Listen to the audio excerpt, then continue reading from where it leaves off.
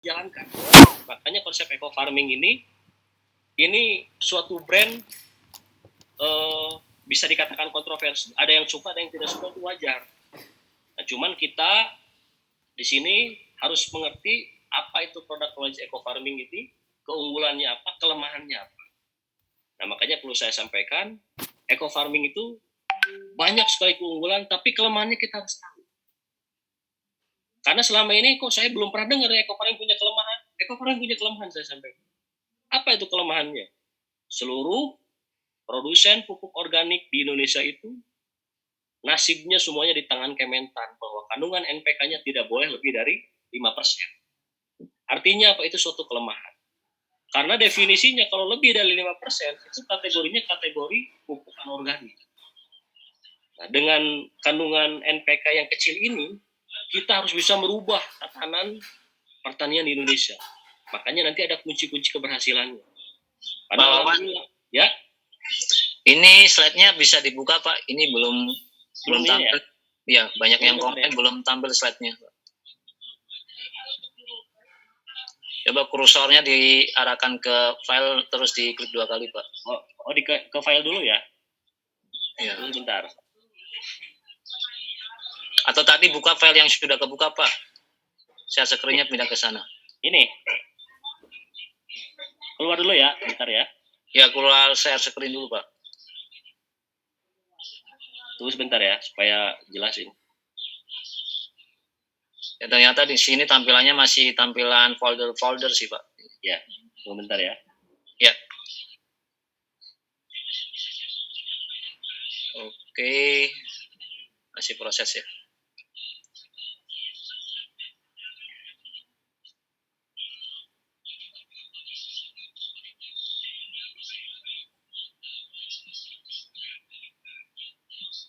Ini ada, kelihatan? Belum, masih ini, Pak, masih desktop, tampilan desktop. Oh, tampilan desktop. Ya, coba ya. Keluar dulu saya sebut. Iya, betul. Oke, Pak, tampil, Pak. Ada ya? Ada, Pak. Ya, tadi belum di-share ini ya. Tunggu sebentar. Ada ya? Sip. Ya. Jadi tadi sudah disampaikan bahwa revolusi hijau itu tercipta karena setelah perang pertama dan kedua yang negara Indonesia pun dulu mengalami ya. Nah, di sini antara deret ukur produktivitas pertanian sudah tidak sebanding dengan laju ledakan penduduk, maka disitulah ada yang disebut dengan kemiskinan dan kelaparan. Maka pada tahun 50 lahirlah sebuah gerakan revolusi hijau. Di sana sambutan warga dunia menyambut bahwa akan diadakannya suatu pengadaan pangan di setiap negara. Nah, jadi Green Revolution ini, animasi ini lahir pada tahun 50. Kemudian di sini bisa dilihat ada IR20 adalah varietas pertama padi yang dikeluarkan oleh International Rice Research Institute yang ada di Los Banos, Filipina. Kemudian di sini ada saluran irigasi, ya. Ada saluran irigasi yang seperti kincir itu. Ada kerbau yang memanggul NPK. Kemudian ada juga ibu-ibu yang nanam benih, bibit. Nah, inilah suatu gambaran animasi di mana warga dunia menyambut sebuah revolusi hijau yang sebelumnya menyengsarakan, dari peperangan menyengsarakan warga dunia. Nah, kemudian revolusi hijau di Indonesia itu dimulai tahun 74. Selama 10 tahun ke depan dipegang oleh Pak Harto yang disebut Bapak Pembangunan dari program Replita satunya, Indonesia menghantarkan menjadi negara swasembada pertama di Indonesia ya. Jadi swasembada itu artinya apa? Jadi Indonesia mampu menyediakan pangan aktualnya yang berupa gabah, beras yang diproduksi dari dalam negeri dan sisanya diekspor keluar, surplusnya diekspor keluar. Nah, itu terjadi tahun 84 yang pertama dan yang terakhir karena memang tidak ada lagi. Nah, kemudian ketika saya mengisi presentasi ini di Perum Sanghyang Seri di Subang, kemudian ada beberapa staf di sana yang senior menyampaikan bahwa ini adalah foto-foto yang ada di Subang yang sekarang jadi BB Padi atau Balit Padu ini. Dan saya pun tidak tahu ya, yang jelas inilah suatu gebrakan Indonesia di dalam swasembada yang terjadi pada tahun 84. Tapi yang kita ceritakan sekarang bukan keberhasilannya. Karena yang namanya segala sesuatunya yang instan diciptakan, maka sudah tidak akan lagi mengandung keberkahan. Nah, kita lihat slide berikutnya. Nah, ini bahwa penggunaan pupuk dan pestisida anorganik berlebih itu menyebabkan banyak masalah. Jadi, alhamdulillah saya sebelum diberi amanah untuk menjadi tim penyuluh, tim konsultan di PTB, saya juga sama terjun menggunakan produk-produk seperti ini. Dan saya pun terjun yang namanya nanam cabai, kalau tidak ada produk fungisida yang dua ini, itu sudah dipastikan bakal rontok. Mindset kita itu ketika ada serangan hama, yang dicari itu bukan bagaimana caranya mencari solusi yang ramah lingkungan, tapi mencari racun yang lebih dahsyat lagi. Nah, ini pun saya rasakan terhadap petani-petani yang ada di Indonesia pun sama seperti itu. Ketika sawah terserang keong, katakanlah dalam satu borongan itu 600.000 untuk nanam borongan. Nah, itu dalam semalam di tanah irigasi itu bisa mati, bisa habis, dimakanin keong. Nah, artinya apa? Artinya petani itu berpikir bagaimana caranya mencari racun yang lebih dahsyat lagi. Nah, itulah yang terjadi di mindset petani sekarang. Makanya di sini para mitra PTBS ada tugas mulia yang insya Allah tugas ini sebagai ladang ibadah kita, yaitu apa? Mengedukasi petani bagaimana caranya motor penggerak yang akan dibawa oleh PTBS ini, kita akan menjadi motor penggerak pertanian berkelanjutan di Indonesia. Pertanian berkelanjutan di Indonesia itu konsepnya adalah LEISA, Low External Input Sustainable Agriculture. Jadi kita akan menekan input pengeluaran berupa penggunaan pestisida kimia dan pupuk anorganik. Nah, kenapa? Karena perlu disampaikan bahwa produk-produk seperti inilah yang menjauhkan kita dari keberkahan. Karena sudah meracuni lingkungan, meracuni tanaman, dan meracuni orang.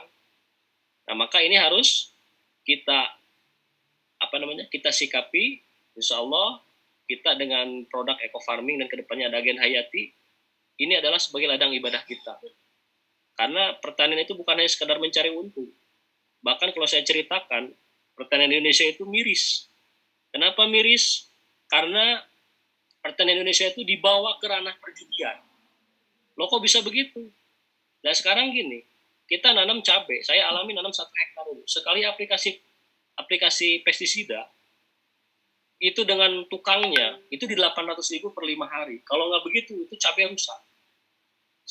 Karena memang saya dulu terjun dengan istri bertani juga, sampai kita ngitung-ngitung nih, ini 800.000 per pekan, 5-7 hari. Kira-kira ini balik nggak modal? Itu kita sambil berpikir seperti itu. Nah, ketika sepekan mau panen, 2 pekan mau panen, itu cabai di pasaran tingkat petani itu 50.000. Tapi ketika dipanen, setelah 2 pekan berikutnya, harga di bawah 10.000 lagi. Itulah yang dinamakan arah perjudian. Nah, sekarang kalau biaya produksi itu lebih tinggi dibanding pendapatan, disebutnya rugi.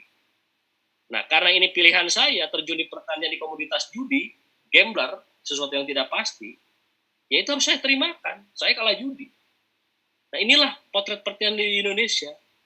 Makanya ke depan saya pun sedang menggalang kekuatan. Minimal petani yang menggunakan eco farming itu padinya akan kita beli. Insya Allah ini sudah ada wacana seperti itu. Jadi kita akan membuat perusahaan, ada anak perusahaan yang sifatnya bagaimana caranya, karena masalah pertanian Indonesia itu ada 3. Yang pertama masalah ilmu pengetahuan, yang kedua masalah modal, yang ketiga adalah masalah market. Nah, masalah-masalah ini akan kita pecahkan dengan eco farming dan Agen Hayati. Bagaimana caranya? Karena sahabat-sahabat kita ada yang sudah mulai bahwa produk yang menggunakan eco farming, gabahnya diambil dan akhirnya nanti diproduksi sebagai beras sehat. Itu ada bagus menjadikan inspirasi. Nah, ke depan akan kita besarkan lagi ini. Jadi setiap daerah nanti ada koordinatornya. Jadi kita ini akan memberdayakan petani memang betul-betul memuliakan. Jadi kalau bahasa Sunda itu, bertani itu bukan seukur daki hunkul, dagang kari hutang kalau bahasa Sunda itu. Nah, makanya ini insya Allah ke depannya akan semakin seru nih pertanian di Indonesia ini dengan produk-produk yang akan dikeluarkan oleh PT PES. Nah, lanjut dulu ke materi, bahwa penggunaan pupuk dan pestisida organik ini yang tidak bijaksana ini menyebabkan banyak masalah. Masalahnya apa? Pertama, kerusakan pada tanah. Jadi kalau Bapak Ibu melihat ada kerusakan tanah seperti ini, ya inilah, coba lihat. Ini di daerah-daerah Pantura seperti di Indramayu. Kalau kita lari dengan jalan tidak pakai alas kaki, ini kaki kita tuh pasti berdarah, tajam. Nah, ketika petani menghadapi seperti ini, karena konsep revolusi hijau itu, petani itu dididik bagaimana caranya memberikan makanan untuk tanaman. Nah, itu keliru, jelas keliru. Karena dapurnya tanaman itu adanya di tanah. Nah, dengan konsep eco farming, kita harus bisa memberikan makanan yang terbaik dulu untuk tanah. Berupa apa? Berupa bahan organik. Nah, eco farming sebagai teknologi mikrobanya untuk mengurai bahan organik tersebut menjadi nutrisi terbaik. Nah, kalau konsep revolusi hijau ini, jelas ini semuanya dirusak tatanan yang ada semua. Bayangkan, pupuk urea yang keluar itu 46% adalah nitrogen. Tapi banyak yang tidak tahu 54%-nya itu apa. Perlu saya sampaikan. Ada moisturous-nya, yang namanya bahan pelembabnya 1%. Sisanya ada ini. Dan sisa paling besarnya itu gas amoniak. Gas amoniak itu apa? Gas amoniak itu pernah dipakai senjata kimia Perang Dunia Kedua. Nah, itu satu-satunya perusahaan yang bisa menyublim atau mengambil gas, kemudian dipadatkan. Itu ada perusahaan yang cuma saya tidak menyebutkan. Dan sampai sekarang, semua petani tergantung pada urea. Nah, urea itu, nitrogen sintetisnya, yang berupa amoniak tadi, itu berujungnya ada di pada bulir padi atau produktivitas pangan yang lain. Nah, bulir padi itu yang tidak bisa dimetabolisme oleh tanaman, dimakan oleh kita. Makanya setiap training, setiap seminar saya tanya siapa yang paling sepuh di sini gitu, orang tua yang ikut training gitu. Ternyata menceritakan bagaimana keadaan tahun 70 pertanian zaman dulu. Dan saya tanyakan, apakah sudah ada penyakit diabetes? Nah, ternyata diabetes itu tidak ada. Nah, kalau ditanyakan apa penyebab diabetes itu sebetulnya apa? Sebetulnya bukan dari kandungan gula pada pada pati yang ada pada bulir padi dari beras, bukan. Tapi kandungan gula tersebut adanya bukan kandungan gulanya. Sisa dari nitrogen yang tidak bisa metabolisme tubuh itu kemakan.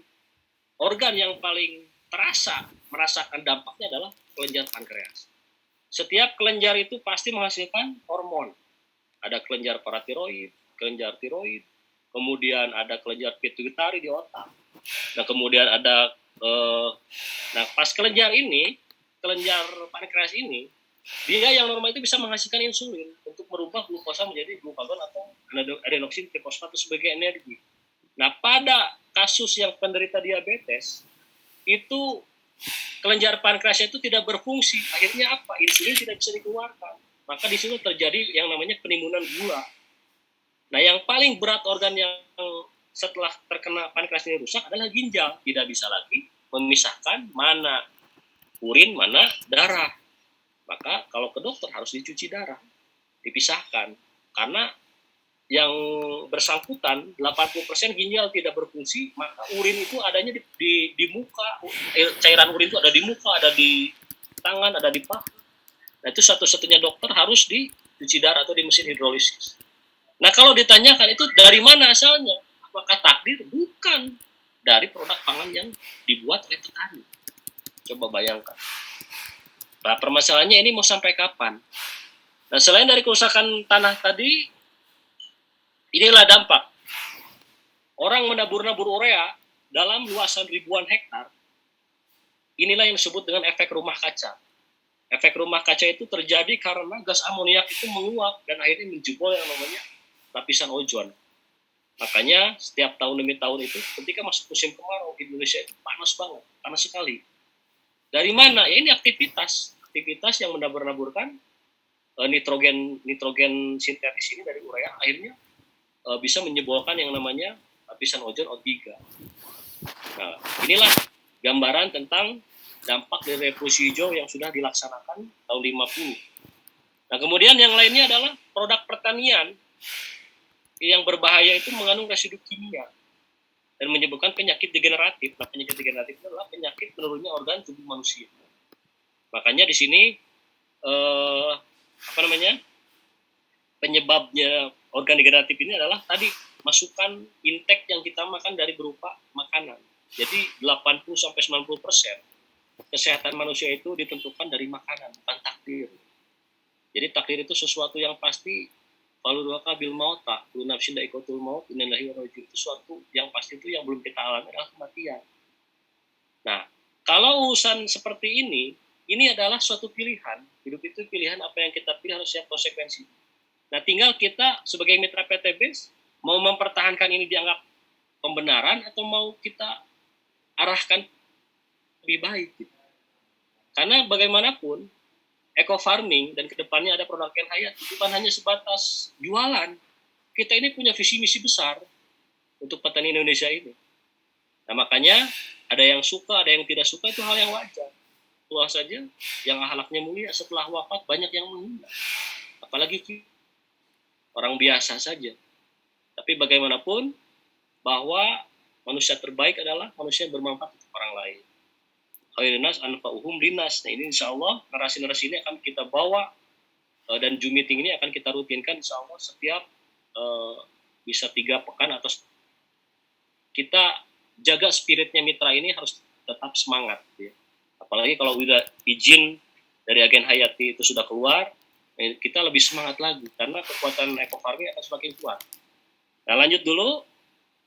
Nah, dampak paparan pestisida ini ngaruh kemana-mana.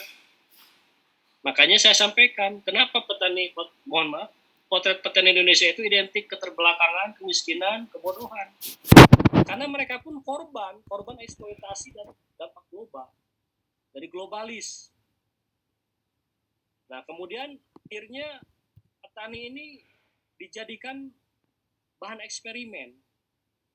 Suatu produk, ya, saya kan dulu di petani ya, ada produk katakanlah untuk mengendalikan ulat langsung mati, itu dicari saat satu orang ngomong, ini saya sudah buktikan, pasti dicari oleh petani yang lain. Jadi terus saja begitu.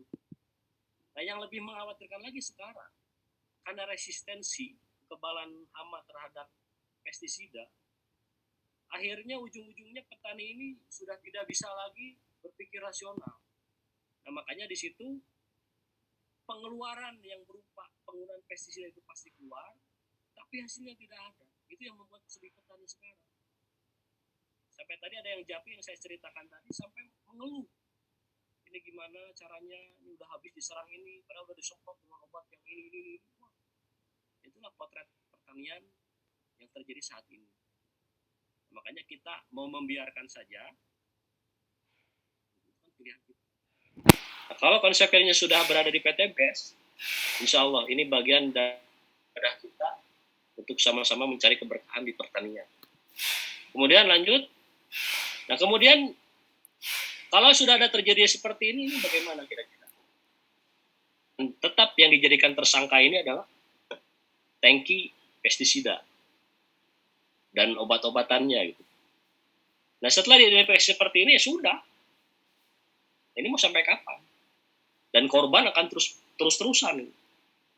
Dulu sudah ada kejadian kematian gara-gara mengaliri listrik untuk membuat perangkap untuk tikus. Kemarin kejadian lagi di Jawa Tengah. Nah, ini kira-kira mau sampai kapan? Berpikir untuk rasional itu agak susah gitu. Nah, makanya kita akan membawa narasi kebangkitan petani cerdas Indonesia itu yaitu dengan PTBS. Karena bagaimanapun petani itu harus cerdas. Nah, ketika saya menyampaikan kandungan NPK pada kelinci, itu ada tabel di salah satu grup konsultasi hama dan penyakit. Pak, saya itu petani Pak, nggak ngerti koma-komaan. Nah, itu kan artinya apa? Ya itu saking sudah ininya pengen yang instan. Nah, maka saya menyampaikan kita ini petani harus smart, harus pintar, rasional dalam berpikir. Karena kalau tidak rasional, ya kita sudah tergerus dengan arah revolusi hijau yang sampai sekarang tidak jelas kemana arah. Dan mohon maaf, dulu saya pernah diundang di Perum Pertani BUMN yang dibentuk di zaman Soekarno. Nah itu sekarang itu menjual benih, pupuk semuanya. Nah saya pribadi dulu diundang. Nah, ketika diundang di sana, saya presentasi masalah dampak yang ditimbulkan dari penggunaan ini. Nah akhirnya bagaimana? Mereka tertunduk semua. Nah sebelum saya datang ke Jakarta, saya pelajari tentang perusahaan ini bagaimana. Ternyata orang-orang terpelajar semua S2, S3. Nah, cuman setelah beres saya memaparkan materi, ada yang menyampaikan sebetulnya kita juga sadar Pak, penggunaan seperti ini sangat luar biasa terhadap kesehatan masyarakat. Tapi bagaimana mungkin kita bisa hentikan? Orang di gudang aja stoknya jutaan ton, belum pestisidanya yang dijual. Itulah potret. Kita tidak menentang yang namanya seperti itu kan punya izin punya. Cuman hidup ini pilihan, apa yang kita pilih harus siap konsekuensi. Nah PTBS mengambil jalur dengan produk eco farming dan kedepannya ada agen hayati dan insya Allah ada herbisida ramah lingkungan ke depan. Jadi sarana produksi untuk meningkatkan hasil itu semuanya ramah lingkungan sesuai temanya eco dari ekologi ilmu yang mempelajari tentang keramahan lingkungan. Makanya semua produk PTBS itu nanti ada eko-ekonya termasuk divisi ekotani ini. Nah, jadi kita ini melihat kejadian seperti ini. Dan sampai sekarang tidak ada perusahaan manapun yang berbisnis tentang pupuk organik atau apa saja yang mengarah seperti PTBS. Nah, makanya mudah-mudahan para mitra ini berada di kendaraan PTBS sama-sama ikut memperhatikan arah pertanian ini. Dan bukan hanya sebagai penonton, tapi sebagai pelaku, pelaksana. Apa yang kita sampaikan selama ini, ya inilah faktanya. Kita tidak mengada-ngada, tidak menentang pemerintah, tidak. Cuman kita ingin pilihan bahwa pertanian di Indonesia ini harus tetap berlanjut, yang disebut Sustainable Agricultural Development, harus tetap dan menuju pertanian sehat dan ramah lingkungan. Nah, ini petikan ayat dari surat Al-Anbiya ayat 105, bahwa bumi itu memang diwariskan hanya untuk orang-orang yang soleh. Orang-orang yang soleh itu orang-orang yang seperti apa? Orang-orang yang memang tidak membuat kerusakan di muka bumi. Baik yang muslim, yang bukan muslim, semuanya punya kewajiban bahwa bumi ini diwariskan untuk hamba-hamba Allah yang soleh, yang tidak membuat kerusakan. Nah, kerusakan itu berupa apa? Ya tadi, di bidang pertanian kita spesifiknya ya. Nah, kemudian ini tentang ayat-ayat pertanian. Jadi ayat pertanian itu ada ternyata. Jadi jaya Rasulullah di zaman fase Mekah Madinah dulu, karena memang kekuatan sebuah negara itu dilihat dari pertanian. Nah, sampai bisa menaklukkan 2/3 dunia itu karena pertaniannya tertata. Karena kaum Ansor itu adalah kaum bertani. Kaum Muhajirin adalah kaum berdagang. Jadi dengan berdagang dan bertani bisa menaklukkan 2/3 dunia. Itu zaman Rasulullah. Nah ini saya lihat ada di PTBS nih dua-duanya. Ada berdagangnya, ada pertaninya. Meskipun tidak terjun langsung pertanian. Nah, mudah-mudahan ini bagian dari sunnah juga. Dan mudah-mudahan arah swasembada beras di Indonesia dimulai dari PTBS. Yang insya Allah kedepannya akan merilis sebuah benih padi yang potensinya bisa di atas 15 ton. Nah sampingnya kita sudah ada. Jadi mitra-mitra nanti di closing kalau membutuhkan benihnya saya nanti. Karena ada beberapa parameter ya, beberapa parameter untuk meningkatkan produktivitas hasil itu adanya di benih, ketersediaan air, NPK berimbang, jarak tanam, nilai hama dan penyakit, pH, kemudian salinitas, pengendalian gulma, kemudian ujungnya nanti panen dan pasca panen. Jadi dari panen saja banyak petani yang meninggalkan. panen kalau ingin meningkatkan hasil ada kenaikan 15 sampai 20%. Itu panennya sore. Itu hasil penelitian. Ada tambahan 15 sampai 20%. Nah, ini petani panen pagi-pagi.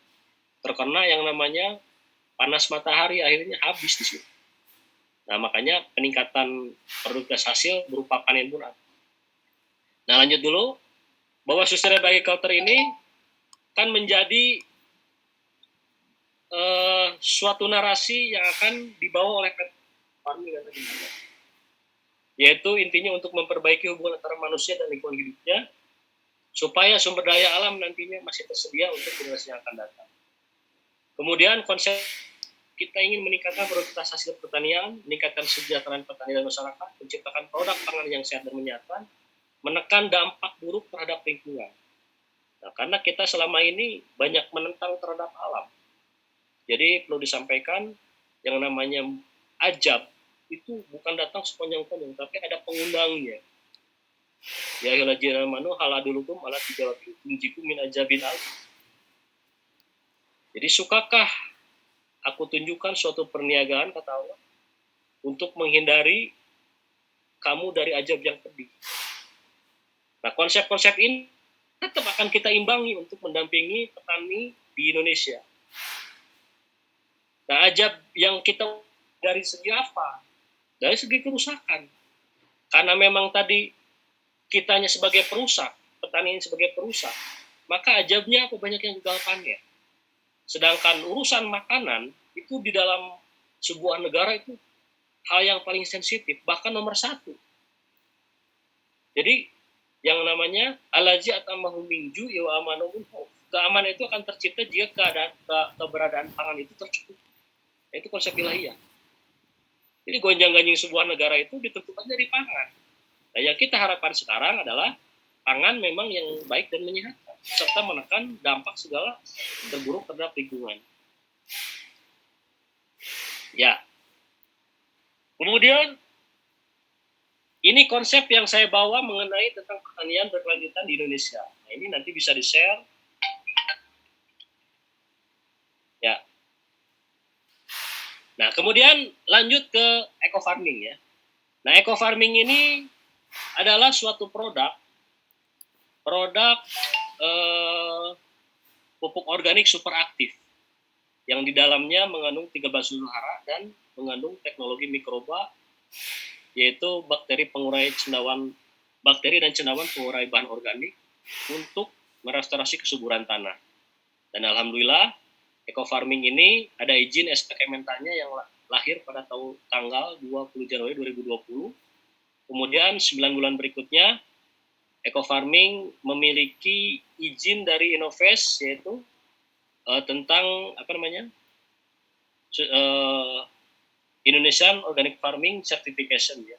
Jadi lembaga sertifikasi organik yang memberikan kepada eco farming ini adalah bahwa eco farming ini adalah sebuah betul organik. Nah, kemudian saya sampaikan banyak yang bingung cara pengaplikasiannya. Nah, eco farming ini cara pengaplikasiannya yang pertama ada cara pembiangan, pengenceran dan penyemprotan, aplikasi penyemprotan. Nah, pertama pembiangan itu apa? Pembiangan itu 1 tub eco atau 6 tub eco farming ya. Kemudian dimasukkan ke dalam 1 liter pelarut. Nah, di situ kita pilih pelarutnya berupa air perasan tebu, bisa air kelapa ditambah glukosa 2 sendok makan, bisa air biasa glukosa 2 sendok makan. Nah, kemudian ditambahkan glukosa. Glukosa itu adalah rumus kimianya C6H12O6, itu unsur karbon yang dibutuhkan untuk mengubah eco farming. Yaitu yang terdiri dari molasses, gula merah, gula pasir. Nah, itu semuanya adalah bagian dari glukosa. Tujuannya apa? Unsur karbonnya itu diperuntukkan untuk perkembangbiakan bakteri.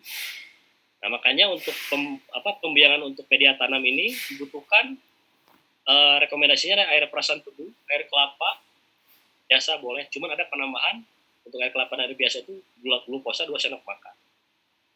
Masih dalam kondisi anaerob.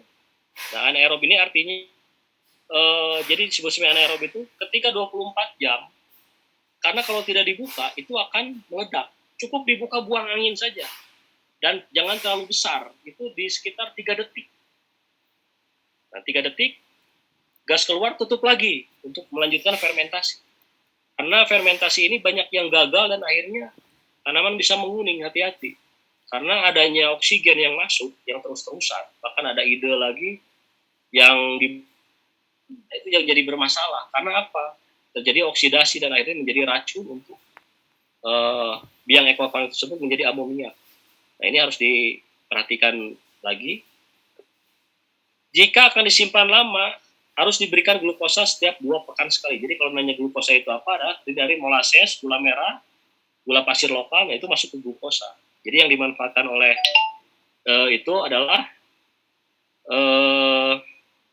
yang dimanfaatkan oleh mikroba itu adalah unsur karbonnya. Nah, unsur karbon inilah yang yang dimanfaatkan oleh mikroba untuk perkembangbiakannya. Nah, kalau untuk air perasan tebu itu tidak boleh lebih dari 3 malam karena air tebu akan cepat menggumpal. Mau dijadikan biang ekofarming maupun tidak, setelah ada perasan seperti ini cepat menggumpal. Jadi maksimal 3 malam. Nah, untuk target pembiangan untuk media tanam mau di PHK 1 tahun 2 tahun pun tidak masalah. Yang jelas fermentasinya harus sempurna, pembuangan gasnya bisa menggunakan selang ataupun pakai instalasi tadi ya, ataupun ketika membuang gas setiap 24 jam itu memang dibuka tapi tidak terlalu lebar, hanya membuang gas saja, jadi tidak ada peluang udara yang dari luar masuk. Cukup 3 detik saja, karena banyak laporan yang lupa membuat biang, sepekan meledak dan habis semua. Kan sayang mubazir, itu jangan sampai terjadi lagi. Kalau mau buat pasang instalasi boleh, pakai selang dimasukin ke dalam botol yang berisi air. Kalaupun ingin membuang 3 detik tadi, dibuka, tutup lagi langsung. Terjadi aman.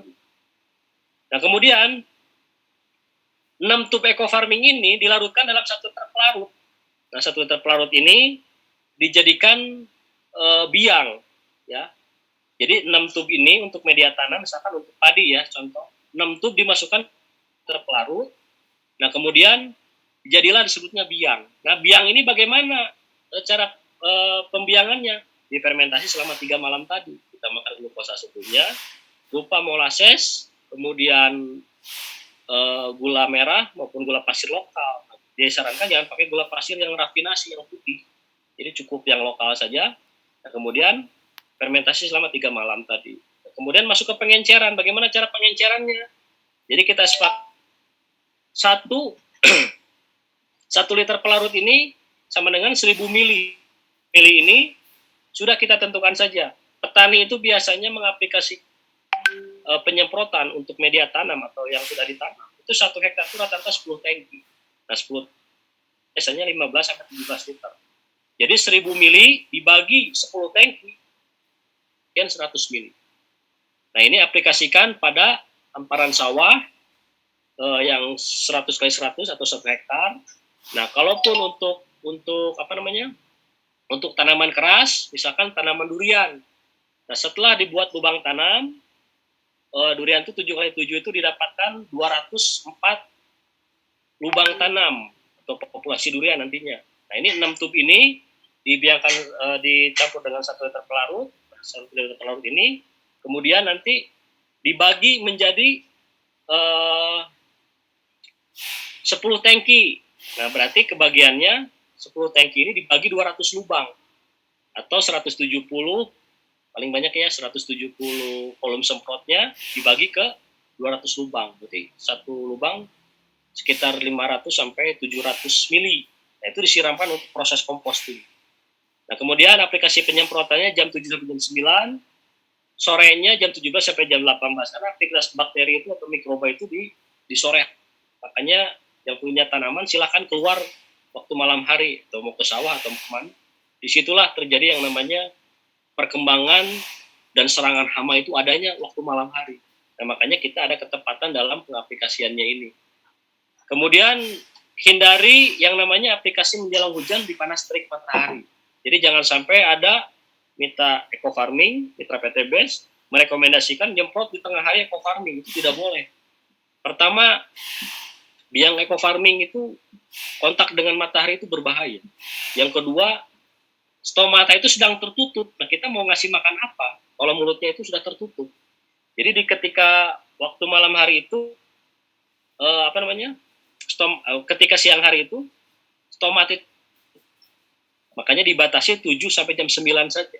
Menjelang jam 10, jam 11 itu mulai tertutup. Nah, kemudian ini aplikasi untuk ke media tanah. Nah, yang kedua, aplikasi pembiangan untuk eco farming untuk ke daun, kita tentukan pelarutnya. Yang terbaik itu kalau kita tidak mau menggunakan urea sintetis, kita harus punya urin kelinci 7 hari setelah keluar dari sistem urinaria. Jadi sudah keluar dari sistem urinaria, sistem pengeluaran sekresi berupa kencingnya itu tadi, minimal 7 hari. Nah, kemudian urin kelinci ini nantinya ini adalah sebagai pelarut eco farming dan menjadi penyumbang nitrogen yang berupa senyawa nitrat untuk tanaman dan mudah diserap oleh tanaman. Dan alhamdulillah ada Bu Wiwin ya dari Kuningan, beliau dan Pak Junaidi, minta doanya juga. Pak Junaidi informasinya sedang sakit. Beliau yang sering update perkembangan demplot di Kuningan ya. Demplot padi yang rekomendasinya dari hasil training yang kita adakan, dan padinya luar biasa. Cuman informasinya beberapa hari nggak update, ternyata laporan dari sini sedang sakit. Kita doakan sama-sama semoga cepat sembuh. Nah, Bu Wiwin timnya yang dari Pak Junaidi ini mengaplikasikan itu warna hijaunya itu beda. Warna hijaunya beda dan ketahui untuk salah satu untuk mengendalikan serangan tikus itu adanya di urin kelinci. Nah, ini banyak yang tidak tahu. Jadi urin kelinci ini kita aplikasikan pada pratanam, kemudian umur 14 hari, 28 hari, maksimal 42 hari karena ini mengandung senyawa nitrogen. Nah, itu diaplikasikan ternyata hasil observasi tim saya ya, di daerah Solo itu sawah yang diaplikasikan itu tidak disukai tikus. Adapun serangan tidak separah yang tidak menggunakan biourin ini. Jadi urin kelinci ini bisa direkomendasikan untuk pelarut eco farming. 1 liter urin kelinci, 1 tub eco farming. Tapi prinsipnya kalau jangan terjadi proses fermentasi gitu. Nah, bisa diambil 3 gram atau 1/10-nya dia masukkan ke dalam 100 ml air urin kelinci, kocok homogen, masukkan ke dalam tangki 15-17 liter, aplikasikan langsung. Nah, karena memang untuk aplikasi pada daur ini tidak boleh ada fermentasi, tidak boleh ada unsur glukosa. Nah, itu kita wanti-wanti nih, supaya jangan ada sampai lagi kejadian tanaman menguning. Karena rata-rata mengaplikasikannya biangnya itu sudah difermentasi dan ditambahkan gula. Jadi glukosa itu bisa menyebabkan mulut daun itu tertutup karena lengket. Apalagi ada ide menggunakan perekat karena takut hujan, itu tambah parah lagi. Nah, makanya ini pertama yang untuk jadi pelarut ada urin kelinci. Yang kedua air kelapa muda yang masih utuh. Jadi air kelapa ini Allah keunggulan lebih. Saya pelajari karena dulu saya memang di pengobatan alternatif juga. Ternyata air kelapa muda itu obat untuk orang yang terkena cacar. Itu tidak usah pergi ke dokter. Suruh minum air kelapa. Sisanya dilumuri ke bagian cacar air tersebut. Besoknya langsung sembuh. Kemudian atlet-atlet Tiongkok setiap Olimpiade itu kenapa bisa jadi juara? Didik sejak sedini mungkin, umur-umur di bawah balita. Yang kedua minumnya air kelapa. Nah, air kelapa diciptakan dalam Al-Quran tapi dahsyat sekali manfaatnya. Karena ini adalah kesabihan air kelapa ini sangat senyawa sekali dengan eco farming. Tapi ada warningnya, tidak boleh pakai air kelapa untuk aplikasi ke daun, digunakan dengan kelapa yang ditampung di pasar-pasarnya. Itu sudah teroksidasi, tidak akan eh, apa? Artinya air tersebut tidak bisa dipakai. Jadi kita rekomendasikan air kelapa yang masih utuh, kemudian yang masih muda. Dan kalaupun tidak ada, bisa pakai air biasa. Nah, kemudian perbandingan urinnya tadi ya. Ini catatan dulu, pembuatan biang eco farming itu pada sasaran daun atau tanah tidak boleh ada difermentasi dan tidak ditambahkan glukosa. Kemudian kenapa dipilih urin kelinci yang paling tinggi kandungan nitrogennya? Karena urin kelinci ini hasil penelitian 2,72% kandungan nitrogen. Jadi kalau ada 100 kilo urin kelinci, 2,72 kilo kandungan nitrogennya berupa senyawa nitrat. Jadi amoniak, nitrit, nitrat. Nah, nitrat inilah yang mudah diserap oleh tanaman. Lanjut dulu. Nah, kemudian ini pembuatan biang untuk ketanaman ya. Satu tub eco farming larut jadilah biang. Nah, tapi cara pembiangannya kocok secara homogen maksimal 15 menit. Mohon maaf ya, ini ngisi dulu baterai.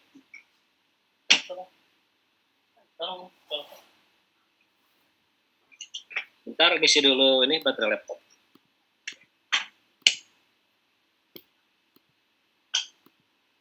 Ya, lanjut ya. Jadi alhamdulillah pembiangan dengan untuk aplikasi kepada daun itu kita tidak boleh ada unsur fermentasi dan tidak boleh ada unsur glukosa. Jadi dadakan saja, aman. Terakhir saya mengaplikasikan ke kubis, dadakan, alhamdulillah luar biasa. Jadi setelah kebutuhan NPK-nya terpenuhi, kemudian diaplikasikan, daun mulai melebar semua. Nanti beberapa hari ke depan saya mau update aplikasi eco farming dan agen hayati. Jadi kubis saya ini mulus. Adapun yang dimakan oleh ulat itu tidak banyak. Nah, artinya inilah suatu kolaborasi insya Allah ke depannya untuk mendampingi eco farming terpromosing ini pemacu pertumbuhan. Nah, agen hayati sebagai pengendali hama dan penyakit. Nah, ini bisa dilihat ya. Pengencerannya sama, 10.000 mili dibagi 10 tangki, 100 mili per tangki, 15-17 liter. Aplikasi penyemprotannya tetap jam 7 sampai jam 9, kalau sore jam 7 sampai jam 18. Hindari terik matahari dan menjelang hujan. Nah, ini kandungan air kelapa, sudah ada penelitian lengkap, dia mengandung JPT juga, tapi yang direkomendasikan adalah air kelapa muda yang masih di dalam, utuh di dalam buahnya. Jangan pakai air kelapa yang sudah lama disimpan, yang nampung di pas, harus air kelapa utuh. Nah, ini. Nah, kemudian ke depannya, ini strategi meningkatkan hasil gabah, gambaran saja ya, sepintas saja. Jadi nanti ke depan ini, kita ini setiap rutin 2 pekanan, selalu mengedukasi mitra, minimal kita ini harus punya azam.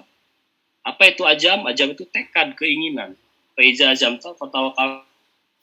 Jadi kalau kita sudah punya tekad dan keinginan sesuai ilmu pengetahuan, sesuai dengan kemampuan pengalaman, maka bertawakallah kepada Allah.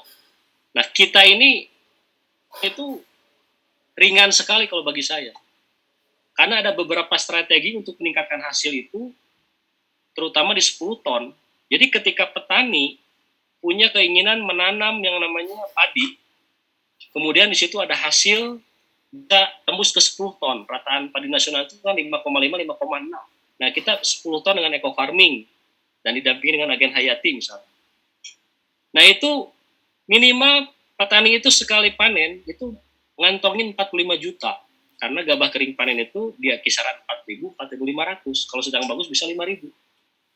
Nah, paling tidak petani bisa tersenyum, capeknya sama, nunggunya sama. Cuman sudah kita pastikan kita harus bisa dapat di 10 ton. Apa salah satu kuncinya?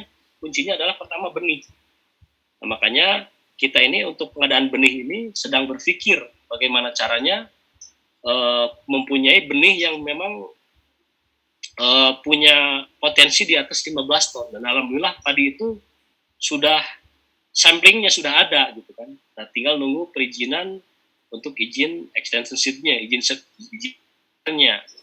Dan alhamdulillah saya pun sudah mulai menanam, ada yang di Banten, ada yang di rumah di sekeliling lingkungan rumah. Nah, kan kita buktikan.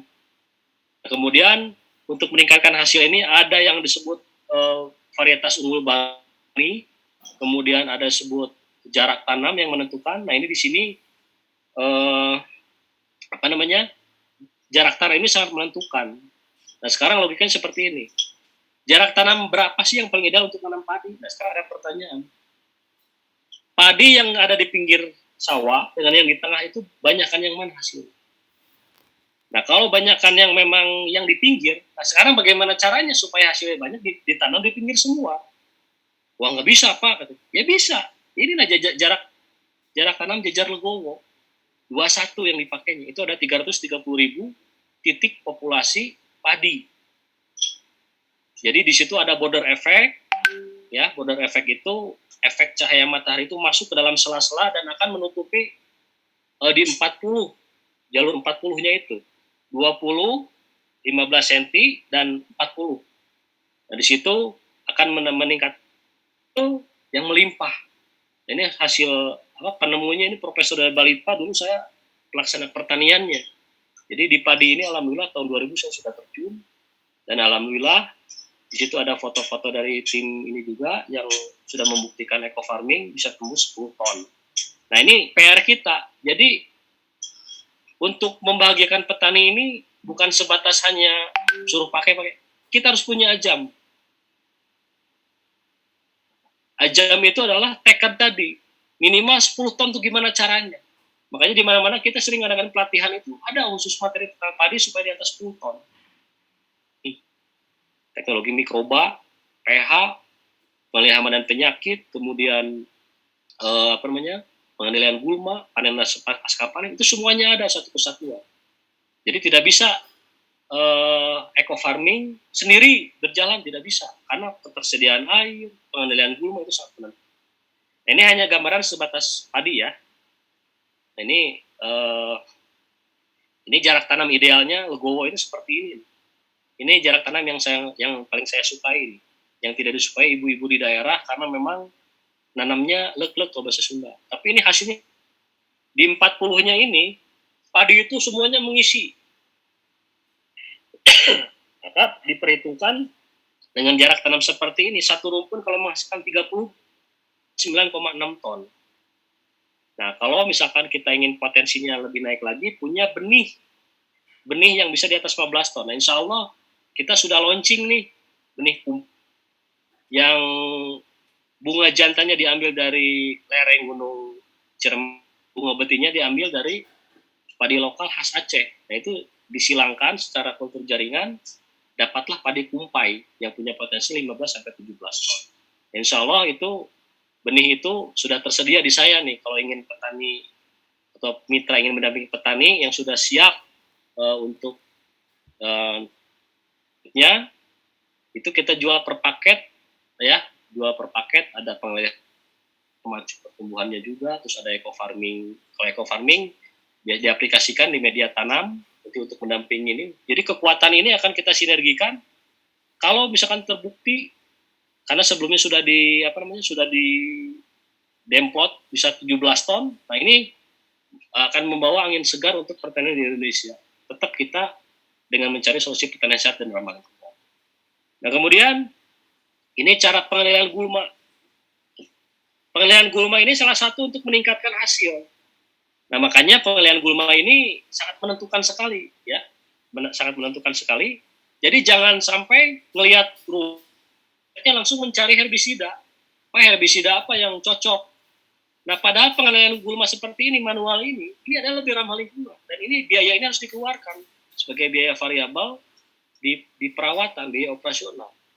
Jangan takut membengkak biayanya. Makanya kita harus punya ajam dulu, harus 10 ton.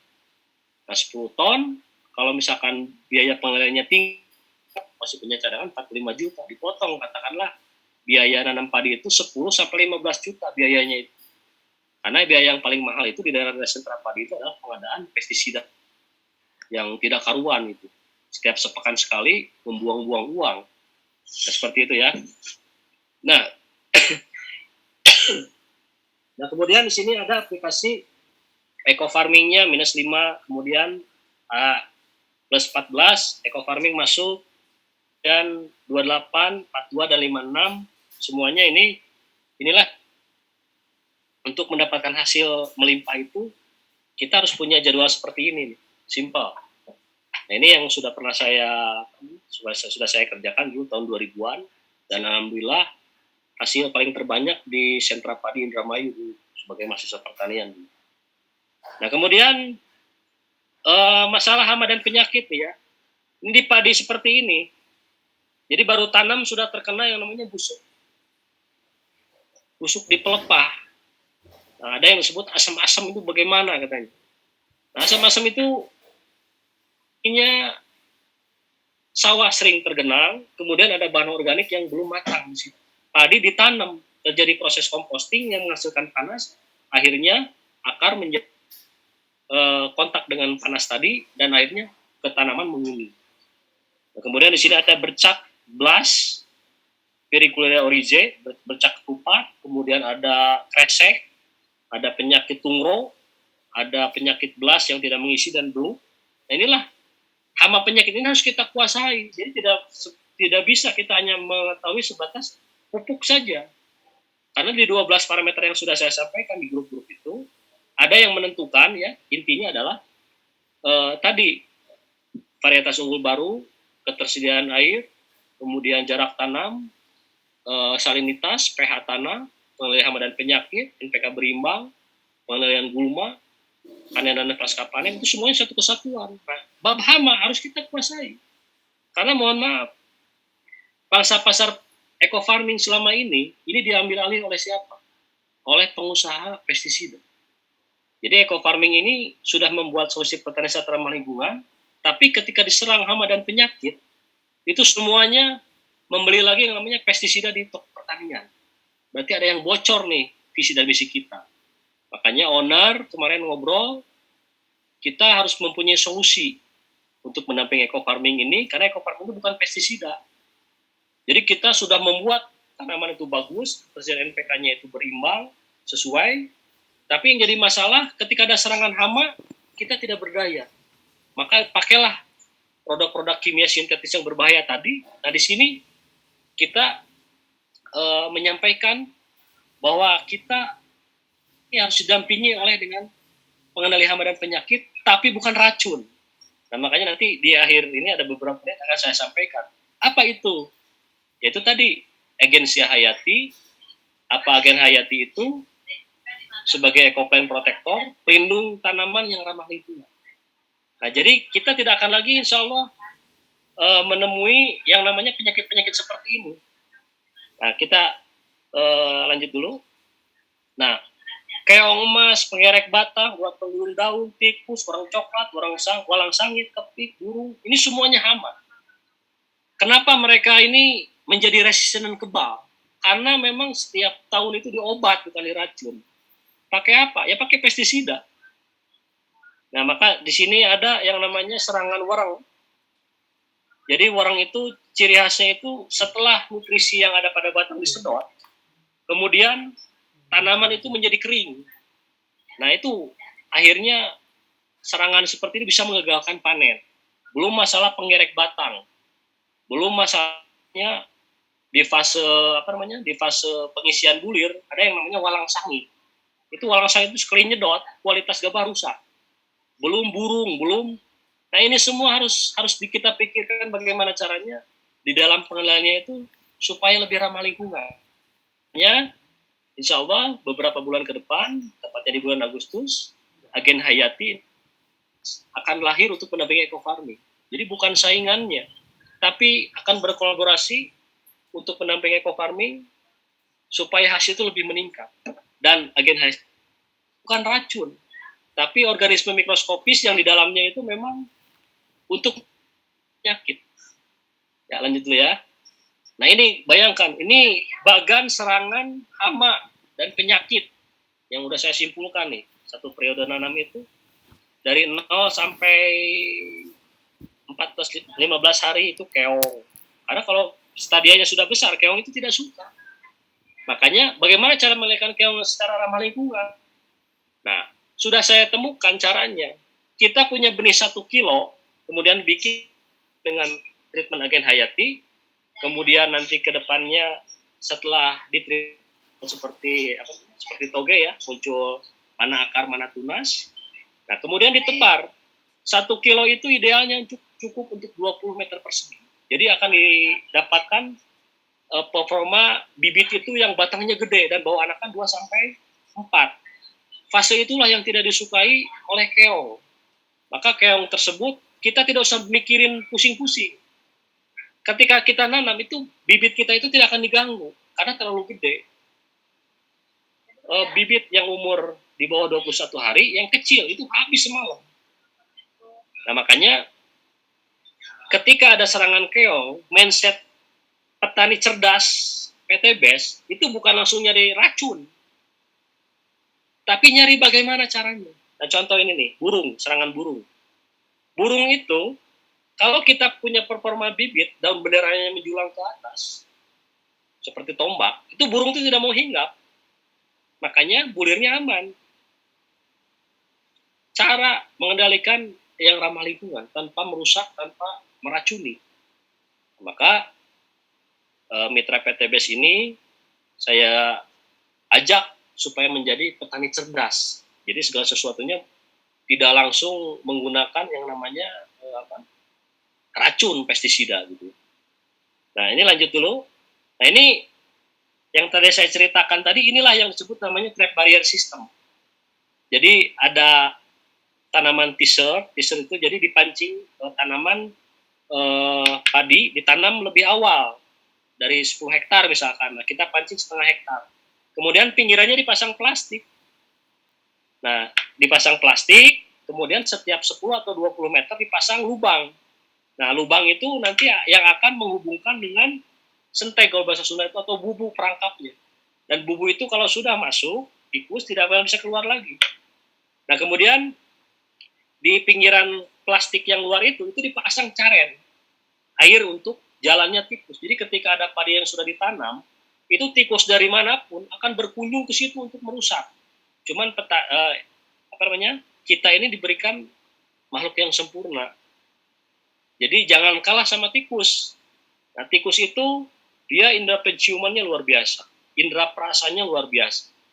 Kemudian indera kulit sensitif, kemudian pendengarannya itu paling tidak suka kebisingan. Penciumannya pun kalau ada yang bau-bau yang tidak sesuai dengan baunya komunitas dia, itu dia tuh paling tidak nyaman. Nah, makanya ketika pasang bubu, tanaman padi sudah mulai berkembang, tikus mulai berdatangan. Dan ketika masuk lubang, jadi kalau tikus itu ya, kalau lari di caren, ini ada lihat, bisa dilihat. Nah, sebelah sini juga ada. Kalau lari di caren, ada lubang, dia udah pasti belok. Nggak mungkin dia kelebihan larinya. Nah, setelah belok, dia masuk ke bubu dan tidak bisa keluar lagi. Makanya inilah salah satu strategi. Jadi jangan nanya ke saya, Pak, bagaimana penilaian tikus dalam semalam habis semuanya. Ya kalau sudah berkeliaran gitu ya susah, siapa yang bisa nangkap. Ya paling tadi yang dari Pak F sampaikan, suara jangkrik. Nah itu bisa dikembangkan melalui rekaman atau apa, kita pasang di situ. Atau ada juga pengendalinya menggunakan rumah burung hantu. Dengan ketinggian sekian, ada kotak, nah itu burung hantu akan hinggap di situ. Nah, burung hantu itu dianggap pembunuh senyap gitu. Dari dalam hitungan 1 jam itu bisa ngumpulin tikus. Cuman kan mengundangnya ini tidak gampang. Nah yang paling rasional itu adalah cara ini. Dan ini sudah diujikan, alhamdulillah banyak yang berhasil. Jadi kita tidak melukai tikus. Setelah ketangkap ya itu terserah mau diapain. Gitu ya. Kalau semuanya dendam, itulah tikus, seperti yang ada yang menggiring.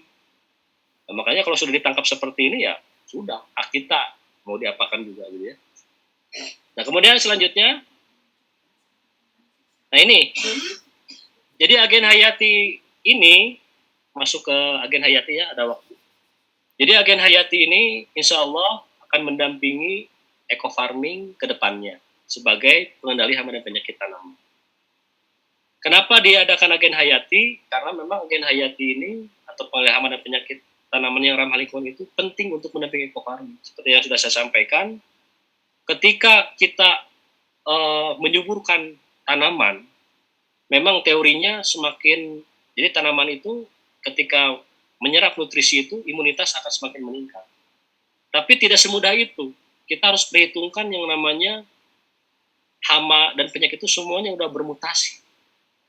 Jadi kita sudah capek-capek membuat katakanlah cabai menjadi berbuah bagus, tapi ketika itu diserang hama dan penyakit. Dan akhirnya petani eco farming ini beli yang namanya pestisida di toko pertanian. Jadi itu sudah batal menjadi mencari solusi terhadap lingkungan.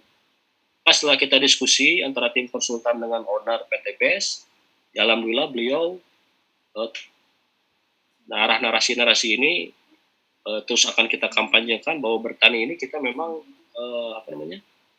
harus mengedepankan dan memberikan solusi cerdas dan memberikan solusi pekerjaan ramah lingkungan. Nah, jadi Agen Hayati ini adalah suatu produk yang insya Allah bulan Agustus akan di launching oleh PT BES, izinnya edar dan sudah keluar. Kemudian teknologi mikroba pertama di dunia. Nah, cuman mohon maaf, saya istilah bakteri sida fungisida ini supaya nyambung saja. Nanti istilah sida-sida ini akan kita buang. Hayati sebagai pengendali hama dan penyakit tanaman saja. Berbentuk wettable powder, nah itu bahasa kimia sebetulnya. Berbentuk tepung. 100% bisa larut dalam air. Nah, misalkan masih ada sisa-sisa, nah itu kedepannya akan kita sempurnakan.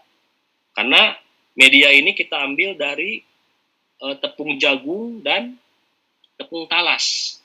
Dan insya Allah nanti PT BES ketika memproduksi jutaan saset, jutaan pieces, itu kita tidak akan lagi mengeksploitasi mikroba yang ada di alam.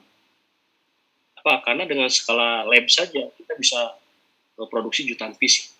Karena itulah teknologi namanya. Nah, kenapa diklaim sebagai teknologi mikroba pertama di dunia? Karena pakarnya mikrobiologi ini sudah bisa menyatukan mana yang disebut bakteri yang bersifat antagonis, yang disebut entomopatogen, yang disebut PJPR. Nah, itu semuanya dirukunkan semua dalam satu pemahaman. Eco farming Agen Hayati ini ketika diaplikasikan, target sasarannya adalah hama dan penyakit. Dan ini sudah saya buktikan dan alhamdulillah hasilnya signifikan. Tapi kekuatannya ada di preventif. Di treatment benih, kemudian pratanam, kemudian berikutnya ada lagi di fase vegetatif awal, fase vegetatif akhir, dan generatif.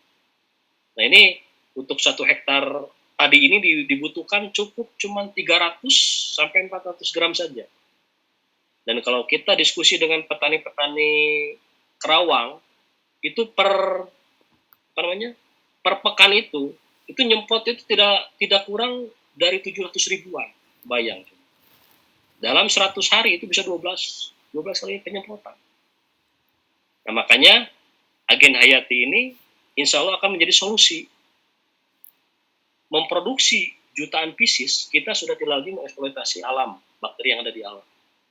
Nah, kemudian cara kerjanya kalau di situ ada hama, itu kontak bisa mematikan. Karena kandungan dari Agen Hayati ini pernah disampaikan, pertama ada yang disebut namanya dari agen antagonisnya. Jadi agen antagonis itu agen yang bisa memblocking area. Jadi rhizosfer itu bagian perakaran itu diblocking area oleh agen antagonis. Antagonis itu agen yang tidak disukai oleh hama. Nah, salah satunya adalah Trichoderma, Geocladium, dan bakteri Pseudomonas. Itu sudah lengkap. Jadi sekiranya perakaran ini tidak akan diserang oleh penyakit karena agen antagonis ini bisa memblocking area. Nah, kemudian ada agen entomopatogen. Nah, itu berupa cendawan yang disebut dengan Beauveria herbaceae itu kalau kontak dengan tubuh hama, itu miselium dan hifanya akan merusak, mengkoyak-koyak yang namanya tubuh hama tersebut. Nah, kemudian yang lainnya adalah Bacillus thuringiensis. Nah, itu yang mempunyai kristal berbentuk X di bagian tubuhnya. Itu kalau dilepaskan oleh Bacillus thuringiensis tadi akan mematikan terhadap hama. Nah, itu langsung disebutnya agen entomopatogen. Kemudian agen PGPR. Kalau nggak dengar PGPR, PGPR itu adalah Plant Growth Promoting Rizobacteria. Jadi bakteri-bakteri yang ada di perakaran yang bisa memacu pertumbuhan. Plant Growth Promoting Rizobacteria. Bakteri yang di sekitar perakaran itu sebutnya bakteri Rhizobium ya. Rhizobium. Nah, itu akan sama-sama melindungi dan memacu pertumbuhan juga. Jadi ketiga tadi sebetulnya ada predator dan hiperparasitisme, terutama yang predatornya tidak ada di agen hayati ya. Ada revisi kemarin. Jadi yang disebut agen antagonis yang bisa memblokir area. Jadi Bapak Ibu kalau melihat yang namanya tomat tiba-tiba layu, nah itu cabut silahkan. Biasanya di pangkal perakaran, di pangkal batang itu sudah mulai mengering. Nah itu serangan dari Fusarium. Yang bisa mengendalikan itu adalah cendawan yang disebut Trichoderma. Nah ini di agen hayati ada. Nah tujuannya ini semua untuk memperkuat kinerja ekofarming di lahan. Jadi ekofarming karena memang bersifat bakteri promotor, pemacu pertumbuhan, ketika diterjunkan, diaplikasikan pada daerah yang endemik, yang namanya layu Fusarium, itu tidak akan maksimal kerjanya. Jadi bakteri ekofarming ini akan menghabiskan energi untuk fighter dulu, bertahan. Nah setelah energi habis, tugasnya sebagai promoting tadi, sebagai pemacu pertumbuhan, mulai berkurang. Nah makanya yang paling utama ini bahwa agent dari antagonis ini dia memblocking area. Nah, blocking area inilah yang menyebabkan hama dan penyakit, terutama dari penyakit itu tidak akan bisa mendekat. Nah, makanya ini teknologi diujikannya tidak tanggung-tanggung. Diujikan di dataran tinggi Dieng yang suhunya bisa minus 17 ya, di bawah titik beku air. Kemudian daerah panasnya di daerah Pelabuhan Ratu yang sering terkena badai Australia.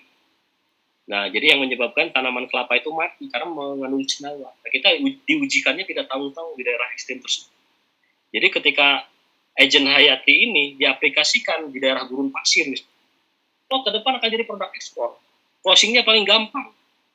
Jadi kekuatan antara ekofarming, agen hayati ini saling menguatkan. Nah, kenapa saling menguatkan? Agen hayatinya untuk melindungi, memproteksi tanaman, ekofarmingnya untuk sebagai pemacu pertumbuhan dan di situ. Nah, makanya cara kerjanya itu bisa bersifat kontak. Jadi kalau ada hama di situ kontak. Nah, bagian berbasiannya akan menghancurkan tubuh. Kontak lambung kalau masuk ke jaringan, kemudian jaringannya dimakan. Dan sistemik itu kandungan agen hayati ini bisa masuk melalui ujung perakaran, ujung maristem akar. Jadi yang namanya ujung akar itu yang putih-putih itu disebutnya maristem. Kemudian yang bagian tunas itu disebutnya maristem tunas. Jadi agen hayati ini bisa masuk ke dalam sistem jaringan dan sistem enzimatik tanaman. Nah di situ akan berkembang di dalam jaringan. Makanya kalau ngikutin pemaparan materi saya tentang agen hayati di grup yang sudah 9, itu tanaman itu terproteksi semua, seperti ada lapisan lilin. Nah saya amati, baru menemukan saya pengalaman budidaya kubis, ya, tapi semuanya bersih, tidak ada yang namanya serangan hama, mulus semuanya. Ada beberapa yang diserang, tapi gigitannya itu tidak berlanjut. Makanya saya menyimpulkan setelah digigit kemungkinan itu ulatnya mati. Ulat kubis itu disebutnya Flutella silostella. Nah itu yang bisa siklusnya itu melalui metamorfosis, mulai dari imago kemudian bertelur. Nah dari telur ini nanti yang berbahaya itu menjadi larva. Jadi telur ini disimpan di bawah daun, setelah hitungan jam akan menetas menjadi larva kecil ulat. Nah ulat inilah yang menghancurkan daun-daun yang ada pada daun-daun yang ada pada tanaman kubis. Nah sampai akhirnya di cropnya, di tengah-tengah kubis itu banyak kotoran. Nah saya selama budidaya kubis baru menyaksikan ini produk ini sangat dahsyat. Nah sedang saya mengamati ini ada beberapa mitra ada keluhan, Pak, kok bisa kok begini gitu, padahal udah diracun, udah dosis tinggi. Nah, itulah dengan Agent Hayati ini sebagai ekoplan protektor tadi, pelindung tanaman yang lebih ramah lingkungan, insya Allah ini akan membawa narasi bahwa pembangunan pertanian berkelanjutan Indonesia ini melalui produk PTBS unggulan, salah satunya adalah eco farming dan Agent Hayati ini yang sudah di depan mata kita nih. Jadi jangan diragukan lagi, Agent Hayati ini insya Allah dari owner pun menunggu dan sudah dipromosikan juga di Zoom meeting para leader, dan insya Allah Agent Hayati ini suatu teknologi produk ini diketemukan tahun 2017. Nah, kemudian formulanya disimpan. Banyak orang yang ingin meminangnya, tapi beliau simpan sebagai formulator. Dan ketika saya ngobrol tentang penglihatan penyakit, dan beliau sebagai formulator bersedia dan bekerja sama dengan PTBS. Tujuannya apa? Ya tujuannya tadi sama-sama kita punya satu visi dan misi, ingin membangun pertanian berkelanjutan Indonesia. Nah, jadi materi untuk ini cukup dulu ya, Mas Budi. Udah pada ngantuk nih, dilihat nih. Kita buka sesi pertanyaan, Mas Budi ya. Silakan, Mas Budi. Baik, Pak Wawan. Ya, masih banyak ini ya slide-nya, Pak. Banyak, Pak Budi. Oke, mungkin nanti bisa diagendakan untuk sesi Zoom meeting berikutnya ya. Oke, ini tadi sudah ada beberapa yang mengajukan pertanyaan di kolom chat Pak Wawan. Nanti kita coba review satu-satu untuk pertanyaannya. Dan kita nanti kasih juga ya kesempatan untuk Bapak Ibu yang ingin bertanya langsung via video. Silakan Bapak Ibu yang ingin bertanya lewat video bisa nanti raise hand. Kita mulai dari pertanyaan yang ada di kolom chat. Sebentar, Pak Wawan, kita scroll dulu ke atas karena tadi saya lihat banyak sekali ya yang kirim pertanyaan lewat chat. Boleh.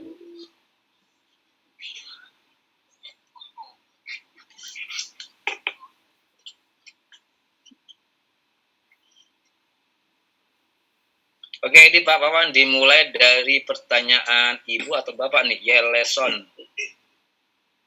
Ya. Pak Wawan, bolehkah yang 6 tub eco farming itu dibagi 2 untuk pembiangannya 3 tub 1 liter air kelapa, 3 tub 1 liter. Oh, ini maksudnya mungkin pembiangannya dibagi 2, 3 tub 1 air biasa, 3 tub lagi 1 liter air kelapa. Itu boleh nggak Pak Wawan? Jadi 6 tub, gimana Mas Budi? 6 tub? Ya, 6 tub eco farming dibagi 2 untuk pembiangannya. Ya. 3 tub dengan 1 liter air, 3 tub dengan 1 liter air kelapa. Ya. Itu boleh nggak Pak Wan? Nah, kalau disebut ada ideal dan tidak, tetap untuk pembiangan 6 tub ini berarti arahnya kan ke media tanam. Yang direkomendasikan itu ya, yang direkomendasikan pelarut itu pertama tadi air perasan tebu. Air perasan tebu itu mengandung sukrosa 80%. Nah, kemudian apa itu sukrosa? Sukrosa itu rantai polisakaridanya lebih sederhana dibanding glukosa. Nah, glukosa ini yang kalau kata Dr. Jedul Akbar itu ya, glukosa ini yang menyebabkan atau gula tebu ini yang menyebabkan diabetes itu ya. Nah, artinya tetap yang kita ambil ini adalah senyawa karbonnya. Yang ada pada yang terbaik yang kita rekomendasikan adalah air perasan tebu. Kalau tidak ada air perasan tebu, bisa air kelapa. Nah, kalau tidak ada air kelapa, kita tidak bisa memaksakan, bisa air biasa. Cuman ditambahkan unsur glukosa tadi untuk unsur karbonnya untuk perkembangbiakan bakteri. Jadi kalau ada ibu pertanyaan seperti itu, boleh-boleh saja. Jadi mau dipakai dipakai biangnya 2 boleh. Yang jelas percepat perkembangbiakan bakteri itu dengan ada unsur karbon. Unsur karbon itu adanya pada glukosa. Jadi kalau kita punya gula pasir dipanasin itu pasti gosong. Nah, itu unsur karbon. Cuman yang kita pelajari sekarang unsur karbon itulah sebagai energi untuk perkembangan bakteri makannya. Jadi dalam tube ekofarming ini dorman, ketika kontak dengan air atau air kelapa, air perasan tubuh itu langsung aktif. Nah, semakin banyak kita punya biang dalam fermentasi matang ya, sempurna, semakin lama kita biangkan, itu kualitas ekofarming semakin bagus. Cuman hadisnya untuk media tanam. Yang banyak yang menguning itu masih mending diaplikasikan pada daun. Nah, ini menguning ketika aplikasi pada perakaran. Itu penyebabnya apa? Penyebabnya yaitu tadi ada beberapa ide supaya tidak buka tutup botol, dibuatlah lubang. Nah, lubang itulah yang akan menjadi biang itu menjadi teroksidasi. Akhirnya oksigen masuk, jadilah amoniak di dalamnya. Nah, kalau yang saya rekomendasikan tadi ya, misalkan ini tutup botol. Karena kalau tidak dibuka 3 malam pasti meledak. Nah, ada rekomendasi pertama dibuat selang. Selang ya. Selang dimasukkan ke dalam botol kosong, botol yang berisi air. Jadi gelembungnya keluar. Tapi bagi produk network marketing, ini bertolak belakang juga. Tapi secara keilmuan ya beginilah cara fermentasi. Makanya ada solusi tengah-tengah, beberapa detik setiap 24 jam, hanya buang angin saja, jangan mengundang angin. Nah, gitu, langsung tutup lagi. Aman. Selama 3 malam, insya Allah aman. Karena kalau dibuka terlalu lama, itulah yang menjadi biang teroksidasi. Ketika diaplikasikan ke tanaman, bisa menghuni. Padahal medianya ke tanam. Jadi tidak masalah Mas Budi ya, kalau mau pakai air biasa pun boleh, tapi harus ada penambahan glukosa dari gula merah boleh, molasses boleh. Molasses itu adalah byproduct dari limbah gula pasir. Gitu Mas. Yang lainnya Mas? Baik Pak Wawan, terima kasih untuk jawabannya. Mudah-mudahan untuk Pak Yeleson bisa terbantu ya untuk pertanyaan tadi. Selanjutnya ini ada pertanyaan dari Pak Prayitno. Pak Wawan, untuk pelarutan ekofarming dengan urin kelinci itu apa diaplikasikan pada lahan atau pada tanaman Pak? Ya, jawab ya. Ya silakan Pak. Jadi urin kelinci ini dulu sebelum saya mengenal ekofarming, inilah salah satu pemenuhan kebutuhan nitrogen pada tanaman. Tanaman ini membutuhkan nitrogen, fosfor, dan kalium, disebut NPK tadi, itu dalam jumlah besar. Nah, sedangkan ekofarming ini, untuk izin edarnya keluar itu dibatasi oleh pemerintah, tidak boleh lebih dari 5%. Nah, jelas untuk memenuhinya ini, kita dari mana? Gitu. Jadi kita katakanlah jangan takut berbicara tentang kelemahan produk ini. Karena dengan kelemahan ini dalam ini untuk kekuatan kita. Nah, dengan tahunya kelemahan kita kandungan NPK farming, maka kita tidak asal ngomong ke orang itu. Ya, urin kelinci ini atau urin ternak, dulu kita waktu terjun di peternakan sapi, urin itu kita tampung, difermentasi, diaplikasikan pada, dan memang itu tidak disukai oleh tikus. Nah, jadi preventifnya kita ini untuk mengelakkan tikus ini ternyata tidak usah bingung-bingung. Tapi jangan sampai para mitra ini, Bapak dan Ibu, menanyakan, Pak Wan, gimana cara nangkap tikus yang sedang populasinya meledak? Saya nggak bisa jawab. Jadi semuanya kembali ke dahan awal. Jadi memelihara tanaman itu ketika sedang sehat, bukan ketika sedang sakit. Nah, banyak. Nah, tadinya kita dengan ekofarming semua fokus ke pertumbuhan. Ketika ada serangan hama, bingung, karang kabut semua. Makanya kita menyampaikan ke owner ini untuk menambah ekofarming ini, ya mudah-mudahan inilah doa kita gitu. Karena kalau kita satu visi dan misi untuk mencari potensi dalam lingkungan, kita harus punya produk ini. Bayangkan, silakan ngobrol dengan ahli pertanian, bisa nggak mengendalikan hama dan penyakit tanpa racun? Pasti jawab tidak bisa. Nah, ini agen hayati ini bukan racun, tapi mikroorganisme mikroskopis yang memang genetiknya itu dia Allah ciptakan, Allah takdirkan untuk memerangi hama dan penyakit tanaman. Bavaria bassiana kalau nempel di ulat, itu tubuhnya akan miselium dan hipanya akan membungkus dan akhirnya mati berdasarkan teknologi agen hayati ini. Nah, maka hubungan dengan urin tadi bisa untuk ke media tanam, bisa Ibu, kemudian bisa untuk, yang penting tidak boleh lebih dari 42 hari aplikasi ini. Karena 45 ke sana sudah masuk generatif, padi bunting tadi itu harus bekah kalau bahasa Sunda itu, harus keluar malai, nah itu tidak boleh lagi ada unsur nitrogen, gitu. Itu Mas Bri ya.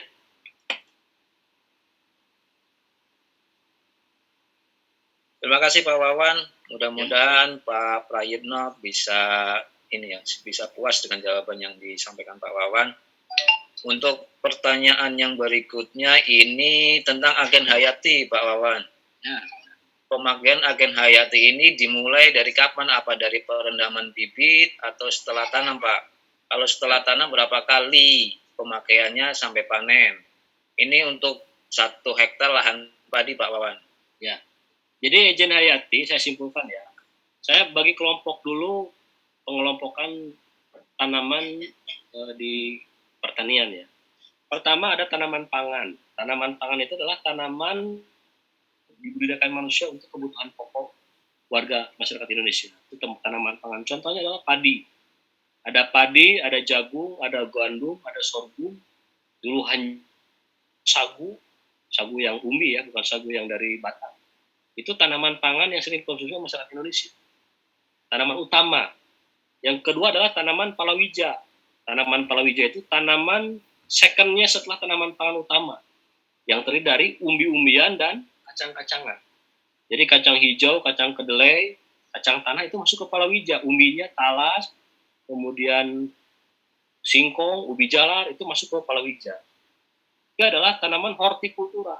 Semua jenis tanaman sayuran, tanaman buah-buahan, baik itu semusim seperti melon, semangka, tomat, dan tanaman perennial crop tahunan, durian, rambutan, itu semuanya, dan satu lagi tanaman hias, itu masuk ke dalam hortikultura. Tanaman perkebunan, ciri khasnya, hasil produksinya itu tidak bisa langsung dikonsumsi. Kelapa sawit, kapas, tebu, aret, cengkeh, pala, teh, itu semuanya masuk ke dalam kategori yang disebut tanam perkebunan. Dan yang kelima adalah tanaman bukan tanaman industri. Nah ini untuk aplikasi eco farming semuanya bisa. Nah cuman caranya jika ingin hasil optimal harus melalui fermentasi di dalam drum, tapi fermentasinya harus sempurna. Jadi ketika dalam drum itu difermentasi yang 30 gram pupuk kandang di dalam 200 liter air, 1 atau 2 tub eco farming. Jadi untuk tanaman keras itu jatah eco farming itu 2 tub per bulan. Bulan pertama, kedua, ketiga, dan keempat itu 2 tub, berarti dibutuhkan 8 tub. Bulan kelima itu aplikasi NPK yang 25-50%. Kalau di kelapa sawit saya rekomendasikan 1,5 kilo saja. Baik itu urea pusri, TSP Merauke, dan KCL dari Merauke. Itu 1,5 kilo saja. Bulan ke-6 tidak ada aplikasi. Bulan ke-7 ada pengulangan seperti semester pertama. 7, 8, 9, 10. Nah ini 2 tub masing-masing per bulan. Bisa diaplikasikannya 2 bulan sekali. Bisa diaplikasikannya 1 bulan sekali 2 tub. Nah, bulan ke-11 itu NPK yang kedua, bulan ke-12 tidak ada aplikasi pemupukan. Nah ini hasil observasinya dari mana? Dari Ustadz Amin di Pekanbaru. Jadi bapaknya itu punya 50 hektar tanah, tapi tidak percaya dengan produk pupuk organik. Nah setelah Ustadz Amin diskusi dengan saya, sering menyimak, akhirnya beliau menyediakan 200 liter air, 30 gram pupuk kandang, 2 tub eco farming, cuma molasesnya itu sampai 3 kilo. Molases itu adalah byproduct dari limbah gula pasir yang berwarna hitam seperti kecap. Nah itu unsur karbonnya tinggi. Jadi mikroba itu ketika di dalam 200 liter air itu dikasih 3 kilo itu suatu nutrisi makanan yang paling terbaik. Nah, makanya ketika diaplikasikan pada piringan yang sudah yang berupa nutrisi eco farming tadi, itu peningkatan rataan bobot tanahnya luar biasa. Nah, dari hasil observasi ini kita temukan. Nah, hubungannya dengan pertanyaan tadi, kalau untuk padi berapa? Jadi tanaman pangan, tanaman palawija, dan tanaman hortikultura yang umurnya 60 sampai 120 hari, kita membutuhkan agen hayati itu di 300 sampai 400 gram saja. 300-400 gram satu periode tanam. Nah, satu periode tanam ini yang pertama semua benih ya itu wajib ditreatment. Yang punya kandungan kadar air 15% rata-rata 4%, itu wajib di treatment perendaman benih. Nah, tujuannya apa? Seperti bayi yang baru lahir itu pasti divaksin, imunitas. Jadi ketika hama itu dan penyakit tidak mau mendekat. Bahkan ada beberapa kemarin yang laporan baru kena busuk pelepah. Nah, diaplikasikan agen hayati sambil tidak yakin, tapi hasilnya panennya malah bisa panen dan subur tanamannya. Nah, inilah segala sesuatunya perlu dicoba dan jadilah bagian dari sejarah lahirnya produk inovasi terbaik karya anak bangsa ini, yaitu untuk mendampingi eco farming. Nah, kemudian 300-400 itu masanya kapan di padi?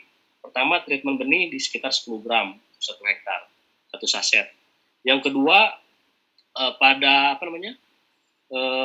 pratanam. Nah, pratanam ini perlu disampaikan apa bedanya mikrobagen hayati dengan eco farming. Kalau mikroba eco farming itu bersifat promotor pemacu pertumbuhan untuk proses pertumbuhan. Makanya terkenal dengan eco farming itu panennya lebih cepat. Melon yang bisa 75 bisa panen di sekitar 60-an. Ada selisih 10 harian lebih. Nah, kemudian di padi yang nanam bareng eco farming lebih cepat. Nah, itu memang kenyataannya seperti itu. Nah, karena bersifat promotor. Nah, ini diproduksi, diciptakan ini memang diperuntukkan mikroba untuk memerangi. Jadi secara genetik itu memang ditugaskan itu untuk memerangi, karena kan kehidupannya berimbang, ada yang baik, ada yang tidak baik, ada laki-laki, ada siang dan malam, saling berpasangan. Nah, ini bagian untuk mengendalikan itu adalah mikroba agen hayati ini. Makanya nanti SOP-nya aplikasi eco farming yang biasa -5 hari diaplikasikan dulu agen. Tujuannya untuk apa? Tujuannya untuk menetralisir semua patogen yang ada di media tanam tersebut. Kenapa dinetralisir dulu? Karena tadi ya, bakteri promotor ini atau cendawan dan bakteri promotor ini kontak dengan daerah yang bersifat banyak patogennya, itu menyebabkan fighter berantem, akhirnya ujung-ujungnya energinya terkuras habis. Tugasnya untuk memacu pertumbuhan mulai berkurang. Nah, adanya agen hayati ini ditargetkan itu bisa melindungi mikroba eco farming supaya seperti optimal. Nah, tapi tidak bisa disatukan aplikasinya untuk sementara ini. Kenapa? Karena kalau disatukan nanti ada beberapa yang dorman. Makanya dikasih jeda dari formulator itu, ada jedanya 2 hari. Nah, nanti kalau SOP-nya, kalau misalkan di padi itu -5 hari, nah, diambil alih dulu oleh agen supaya apa? Menetralisir semuanya. Nah, selesai 2 hari berikutnya, H-3 baru eco farming. Nah, setelah itu, setelah treatment kemudian ditanah, nanti masuk ke umur eco farming ke-14, agen hayati di hari ke-10 aplikasikan untuk menjaga fase vegetatif. Nah, jadi setelah 10 hari agen hayati nanti masuk di 35. Nah, 35 di sekitar 54 baru 56 eco farming. Nah, itu artinya untuk apa? Jadi untuk memproteksi ketika ini nyerang, itu tanaman sudah terlindungi, berani makan, sudah pastikan mati. Nah, inilah suatu teknologi yang memang untuk melekan hama dan penyakit, tapi bukan racun. Makanya saya simpulkan tadi yang tanaman-tanaman pemogokan tadi, untuk tanaman pangan, palawija dan hortikultura yang umurnya 60 sampai 120 hari, itu dibutuhkan 300 sampai 400 gram saja. Sekali aplikasinya 100 gram, karena untuk 1 saset itu 10 gram untuk 1000 meter persegi atau 0,1 hektar. Jadi bahkan ketika ngobrol dengan owner, beliau ada orang teknik kimia, ini 10 gram kecil banget ya katanya. Kecil banget. Ya itulah. Jadi kalau Bapak Ibu membandingkan dengan produk yang sama, bukan produk sama, judulnya sama, oleh hama dan penyakit, mereka itu kiloan. Karena memang tidak yakin. Kalau kita sudah uji coba kan, saya punya kubis, punya terong, alhamdulillah. Makanya nanti yang sudah jadi Agen Hayati ini untuk mendampingi eco farming, produk sampelnya itu insya Allah keluar melalui saya. Tujuannya yaitu tadi sambil menunggu izin edar ini keluar, kita produksi secara terbatas untuk para mitra yang mendampingi petani yang melakukan eco farming. Tujuannya untuk saling menguatkan. Jadi kita itu memang sehat dan menyehatkan. Itu target kita. Jadi yang sekarang beredar itu sudah di atas 10.000 saset itu produk sampling, dan alhamdulillah laporannya sedang kita dokumentasikan berbagai macam testimoni, dan alhamdulillah hasilnya luar biasa. Jadi harus diawali dari preventif, mulai treatment benih, pratanam, pas awal vegetatif, pas akhir vegetatif, dan generatif. Yaitu di 300 sampai 400 gram. Hitungannya umur tanaman, baik tanaman pangan, palawija, dan hortikultura 60 sampai 120 hari. Ya, silakan lanjut Mas Budi. Baik Pak Wawan, ini mungkin dibatasi ya karena sudah malam. Kalau pertanyaan di chat masih banyak sekali nih, sampai 40 chat ini Pak Wawan. Yang mungkin satu kali lagi pertanyaan di chat, dan nanti saya kasih satu kesempatan untuk partisipan untuk bertanya lewat video ya. Ya. Oke, ini yang lewat video saya kasih kesempatan, yang raise hand sudah ada 8 orang. Silakan yang raise hand bisa ditampilkan videonya yang benar-benar pengen bertanya ke Pak Wawan secara langsung. Di sini ada Bu Hamsina, Pak Zainal Abidin, Pak Andi Abdullah, Pak Marbun, dan Pak Nur Hussein. Silakan yang ingin bertanya bisa ditampilkan videonya Pak, antara Pak Zainal tadi, Pak Andi, Pak Marbun. Bisa dimonitor suara saya agar saya buka untuk mute-nya, untuk di-unmute nanti dari masing-masing partisipan. Oke, Pak Andi Abdullah, saya kasih kesempatan untuk unmute. Silakan bertanya ke Pak Wawan. Terima kasih.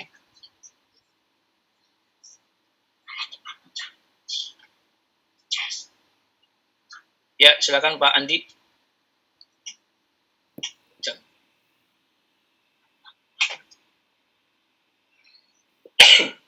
Ya, silakan.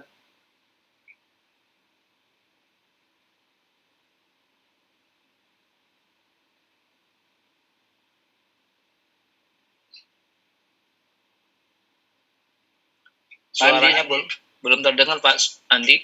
Bisa tes audio Pak?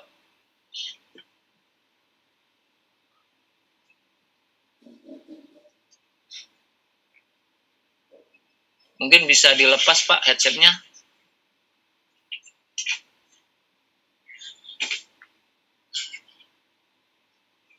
Karena kami di sini belum bisa mendengar suara Pak Andi.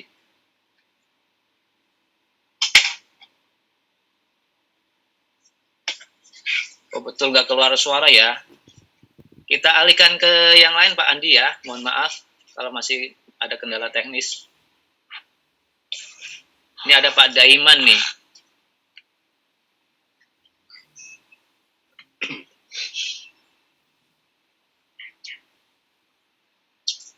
Oke Pak, dilanjut Pak Daiman. Ya Pak Daiman, silakan. Halo, Assalamualaikum warahmatullahi wabarakatuh.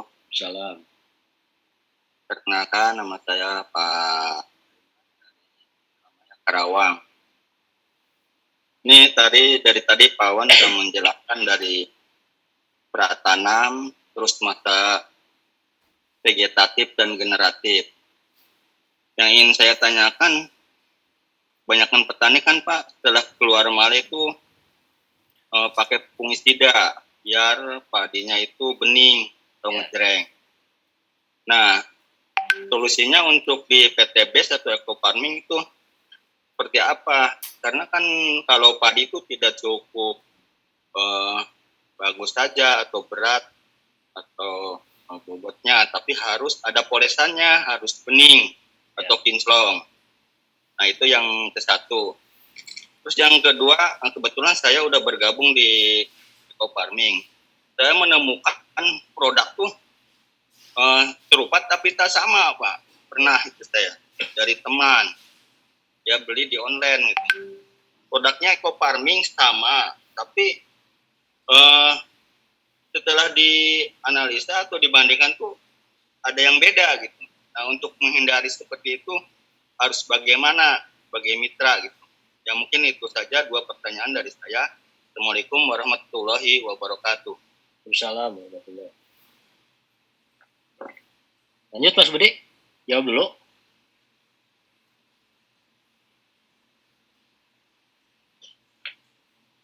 Bisa dijawab dulu Pak Wawan? Ya, siap. Ya Pak Daiman ya. Ya inilah potret pertanian Indonesia itu ya itu. Jadi semuanya ini kalau hasil dari peningkatan produktivitas itu sudah menjadi katakanlah dari tahun ke tahun itu bisa menghasilkan, nah itu akan dijadikan patokan termasuk dari disida ya, saya sebutkan sih di sini seperti skor, kemudian skor itu kan dia untuk menjernihkan bulir padi yang disebut dengan lupa lagi dulu. Nah intinya ini petani ini kalau ingin mengendalikan hama dan penyakit contohnya, dan dia memang sudah membuktikan misalkan ada ulat langsung mati, ketika di pasar ini tidak ada tuh merasa khawatir gitu. Dan ini yang saya rasakan dulu ya, mohon maaf, yang namanya diten antrakol itu fungisida wajib untuk melindungi tanaman dari serangan kelembaban tinggi, untuk memacu cendawan dan lain-lainnya. Nah setelah saya simpulkan, ternyata pertanian kalau cara seperti ini, yang jelas biayanya itu dikeluarkan, tapi hasilnya ini belum ada kepastian. Nah, meskipun ada kepastian seperti ini takut kalau misalkan ada sesuatu yang baru ini tidak sesuai. Gen Hayati ini dari awal ketika dibicarakan dengan owner, membahas ini, saya berjuang meyakinkan terhadap petani dan mitra-mitra yang memang meyakini produk ini adalah sebagai solusi. Dan di Agen Hayati ini itu mengandung yang namanya 11 turunan mikroba yang terdiri dari bakteri dan cendawan. Nah, yang bisa mengatasi cendawan lagi yang bersifat hiperparasitisme itu adalah trichoderma. Nah, trichoderma ini bisa menyebabkan atau memblocking area atau menjaga memproteksi tanaman dari serangan cendawan patogen tadi. Karena yang menyebabkan bulir padi menjadi cerah itu karena tidak dihinggapi cendawan salah satu. Jadi tusukan dari hama. Karena yang namanya spor gitu ya, ujiwan yang tadi saya sampaikan, itu semuanya bisa membernaskan berarti ngisi dan membersihkan bulir gitu. Nah cuman kan kita mau sampai kapan gitu? Itu pada bulir padi dan berasnya dimakan oleh masyarakat sebagai penyebab penyakit. Ya, tugas saya lebih berat lagi Pak, apalagi urusan eco farming. Saya buka paling depan, ada yang komplain, ada yang ini, ada yang itu. Kawan silakan minta bantu dijawab rasional ya, kata owner ya, saya sampaikan. Nah, makanya tugas tadi yang pertanyaan Pak Daiman tadi, ya inilah produk harus dibuktikan Pak. Jadi kita ini bukan hanya sebatas jualan pupuk, jualan Agen Hayati atau jualan apa, tetap agenda visi dan misi yang mulia. Jadi kita ini hidup tidak 2 kali. Jadi kita ini harus bisa memberikan manfaat untuk orang lain. Nah, sampai kapanpun setelah saya tahu mempelajari dampak dari kerusakan dan residu produk pangan yang kita makan ini, inilah PR kita sama-sama, gitu. Harus sama-sama kita pikirkan. Makanya owner PTBS itu sudah 2 tahun tidak makan nasi Pak. Ketika Saum sering update status itu makannya cuma pepaya dan telur saja. Tapi sehat, sebetulnya sehat tidak makan nasi. Karena tahu yang dimakan itu apa. Tapi ketika kita nanti ada produk pasca panen, eco farming agen hayati, dan memang organik dari pupuk kandang, teknologi mikrobanya eco farming, pengelamannya adalah agen hayati. Insya Allah beliau mau makan. Karena yang jadi masalah selama ini kan tadi, kalau orang yang ngerti kesehatan tidak mau makan. Jadi kita tidak hanya sebatas di sekitar situ ya. Jadi itu Pak intinya ya. Kemudian yang kedua, produk eco farming kok berbeda-beda. Dari awal, mulai dari double power, formula, original, dan yang terakhir sekarang di wrapping ya, di vakum. Itu semuanya ada perubahan. Tapi yang keluar dari PT BES, tetap itulah produk yang memang asli dari produsen. Nah, dari kualitas, karena dalam produksi ini, eco farming ini, saya amati juga ada yang namanya jenis yang kering, kemudian lembab lagi, gitu, kadang air diturunkan. Ya itulah yang namanya eco farming ini ingin tampil bagaimana caranya kualitas itu terus ditingkatkan. Makanya di setiap setiap varian atau varietas eco farming ini, mulai dari double power, di formula, kemudian yang original, kemudian yang sekarang yang di wrapping di vakum. Yang jelas kalau itu produk keluar dari PT BES itu produk. Dan cirinya produk itu kalau difermentasi memang dia keluar bau khas asam laktat, asam fermentasi. Yang jadi masalah itu seperti tadi di grup ramai itu undercutting price, produk asli dijual murah. Itu jelas ada bagian petugasnya yang berwenang di PT BES untuk membekukan ID-ID yang memang menjual undercutting price dan atas nama eco farming. Jadi tidak masalah Pak, yang penting fermentasinya sempurna saja. Ya gitu Pak. Ya. Pak Daiman? Ya, cukup Pak. Ya. Cukup, makasih. Ya siap. Ada? Oke, satu lagi ya Pak Wawan, nanti setelah itu silakan disampaikan untuk closing materinya ya Pak. Ya. Ini ada Pak Ali Munaim. Pak Ali silakan dibuka mic-nya Pak.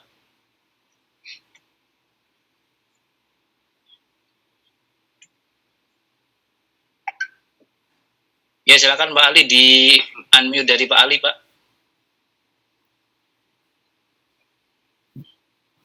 Halo. Ya silakan Ya. Pak Ali. Assalamualaikum warahmatullahi wabarakatuh. Salam. Ini Ali Mudim dari Blitar, tepatnya daerah Selopuro.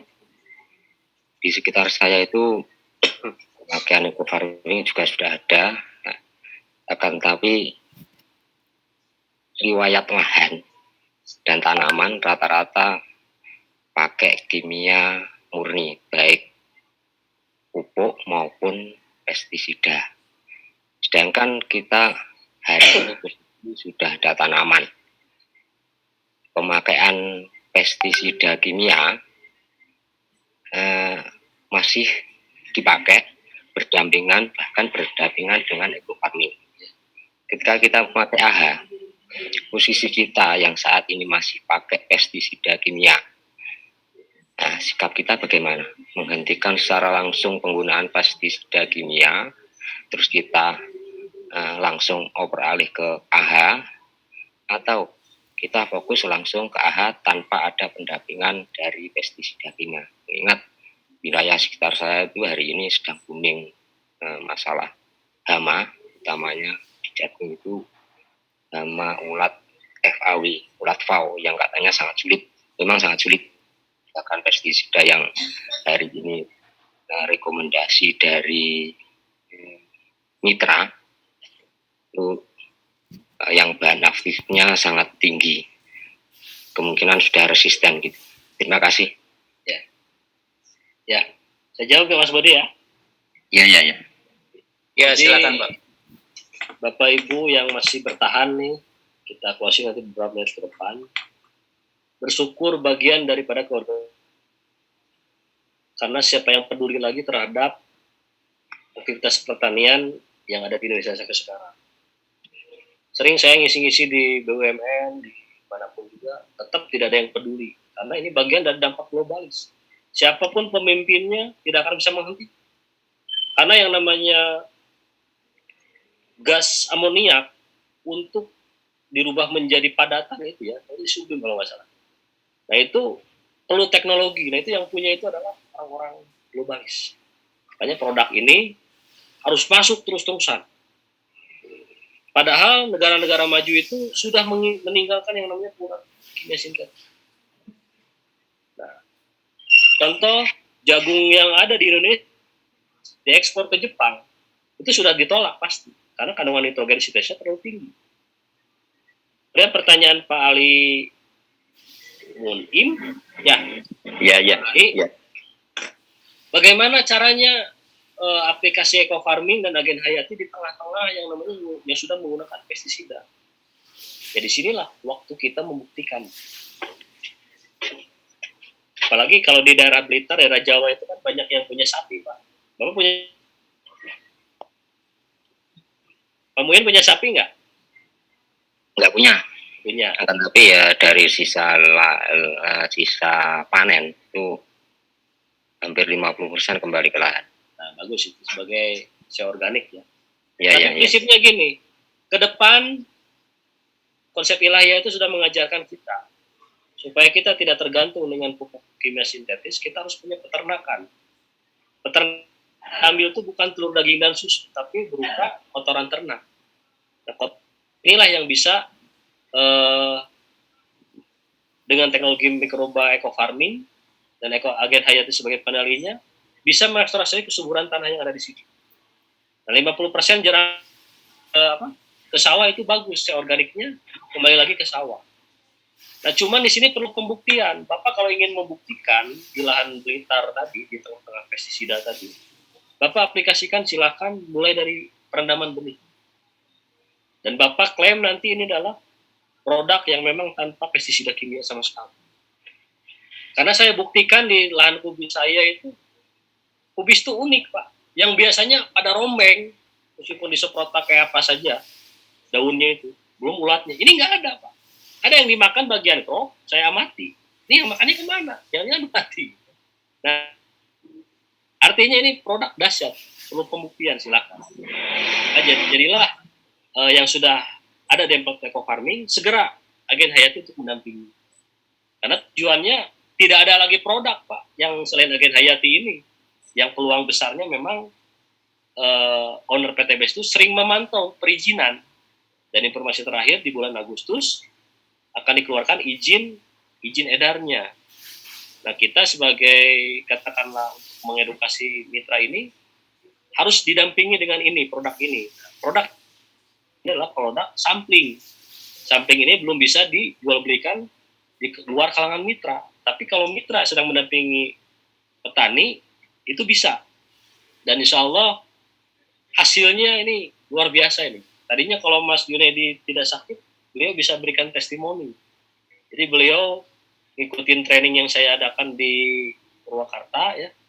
Dan alhamdulillah setiap 2 pekan itu penuh terus, Pak, sampai 50, padahal seatnya cuma 35. Nah, artinya apa?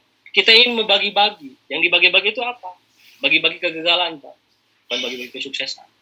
Jadi masa trial error saya, tahun 2000 sudah terjun di pertanian, dan saya alhamdulillah pada orang yang beruntung bisa menguasai peternakan, perikanan, pertanian, kebunan, kehutanan, dan pendidikan ini adalah program pendidikan pertama di Indonesia. Jadi sisi lain saya tentang peternakan belum dikeluarkan. Nanti ada waktunya. Nah, saya siap berbagi dengan bagaimana caranya durian itu di treatment berbuah di luar musim. Itu sudah ketemu caranya. Nah, begitu pula Bapak nanti. Bapak perlu pembuktian di lahan. Cuman siapkan amunisi agen hayatinya. Jadi agen hayati ini ada stok cukup siap untuk beberapa bulan ke depan sebagai sampling untuk mendampingi eco farming. Itu perlu pembuktian. Silakan Bapak bikin videonya, bikin testimoninya, nanti akan kita dokumentasikan semua. Iya. Lupa ya? Iya. Iya. Makasih, Pak. Ya, siap. Mas Budi, Ya, Pak. ya, masih ada? Kalau mau dituruti kayaknya sampai pagi, Pak. Ini Masih dari banyak 400 berapa tinggal 200? Ya, betul, Pak. Mungkin bisa ditutup, Pak, dengan closing statement dari Pak Wawan. Ya, Silakan. ya. Jadi untuk mendampingi petani ini, tentunya kita harus dibekali dengan keilmuan. Karena permasalahan pertanian Indonesia sudah saya sampaikan tadi. Pertama, masalah keilmuan. Yang kedua, modal. Para mitra ini harus bisa menyarankan dan harus bisa menjadi solusi. Bertani itu tidak bisa dengan modal ngutang, hati-hati, apalagi ada ribanya yang sudah saya alami ini. Jadi ketanamannya pun jadi panas, tanaman bagus, harga hancur. Tapi kalau modal itu diawali dari memang jerih payah kita, insya Allah ada keberkahan. Yang jelas kita tidak ingin meracuni orang saja.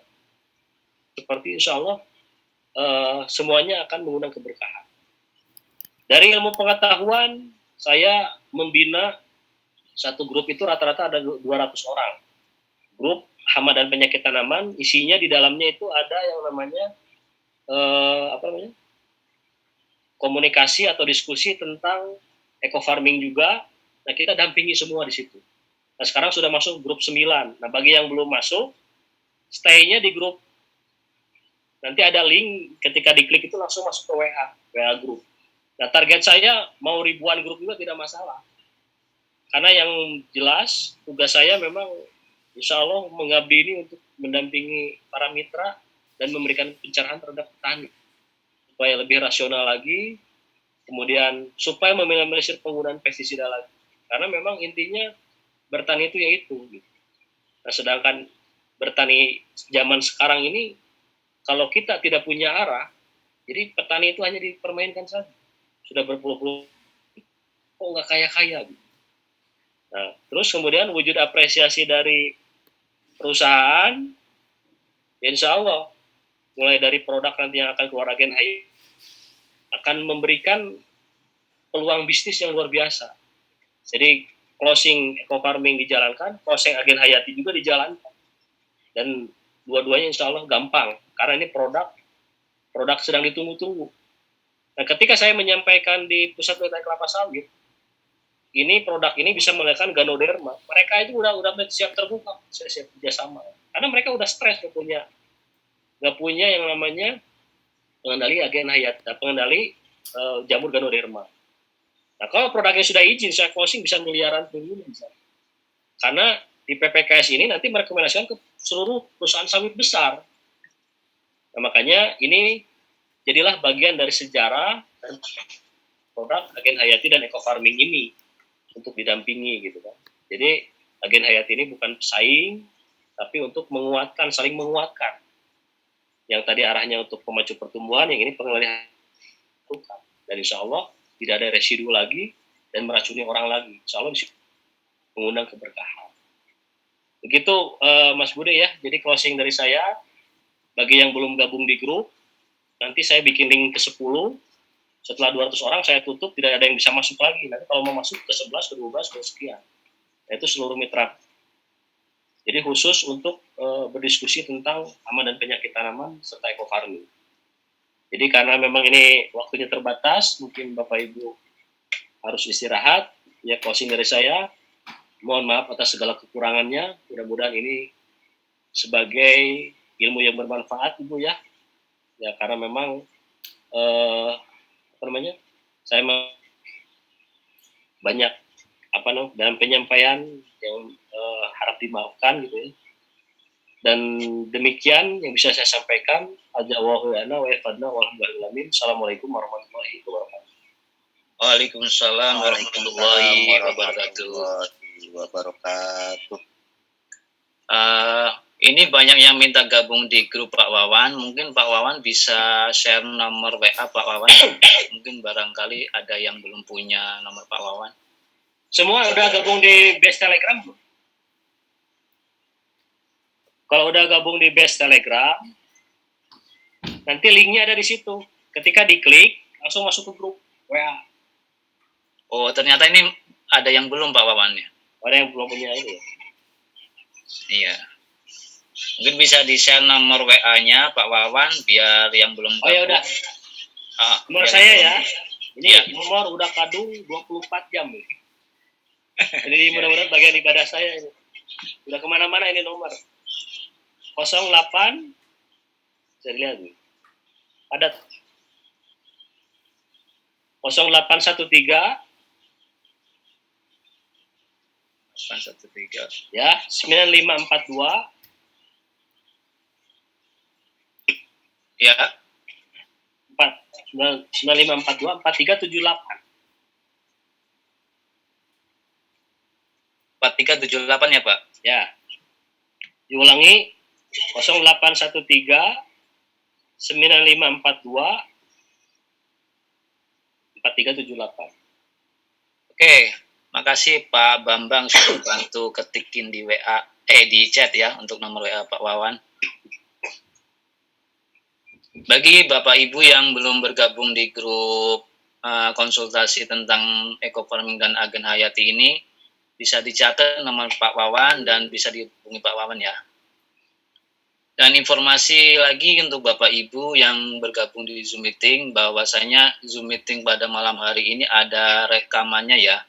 Dan insya Allah nanti saya dengan Pak Wawan akan membuat satu channel YouTube tentang petani cerdas PT BES, dan video Zoom meeting malam hari ini akan diupload di channel YouTube tersebut dalam waktu 1 minggu ke depan.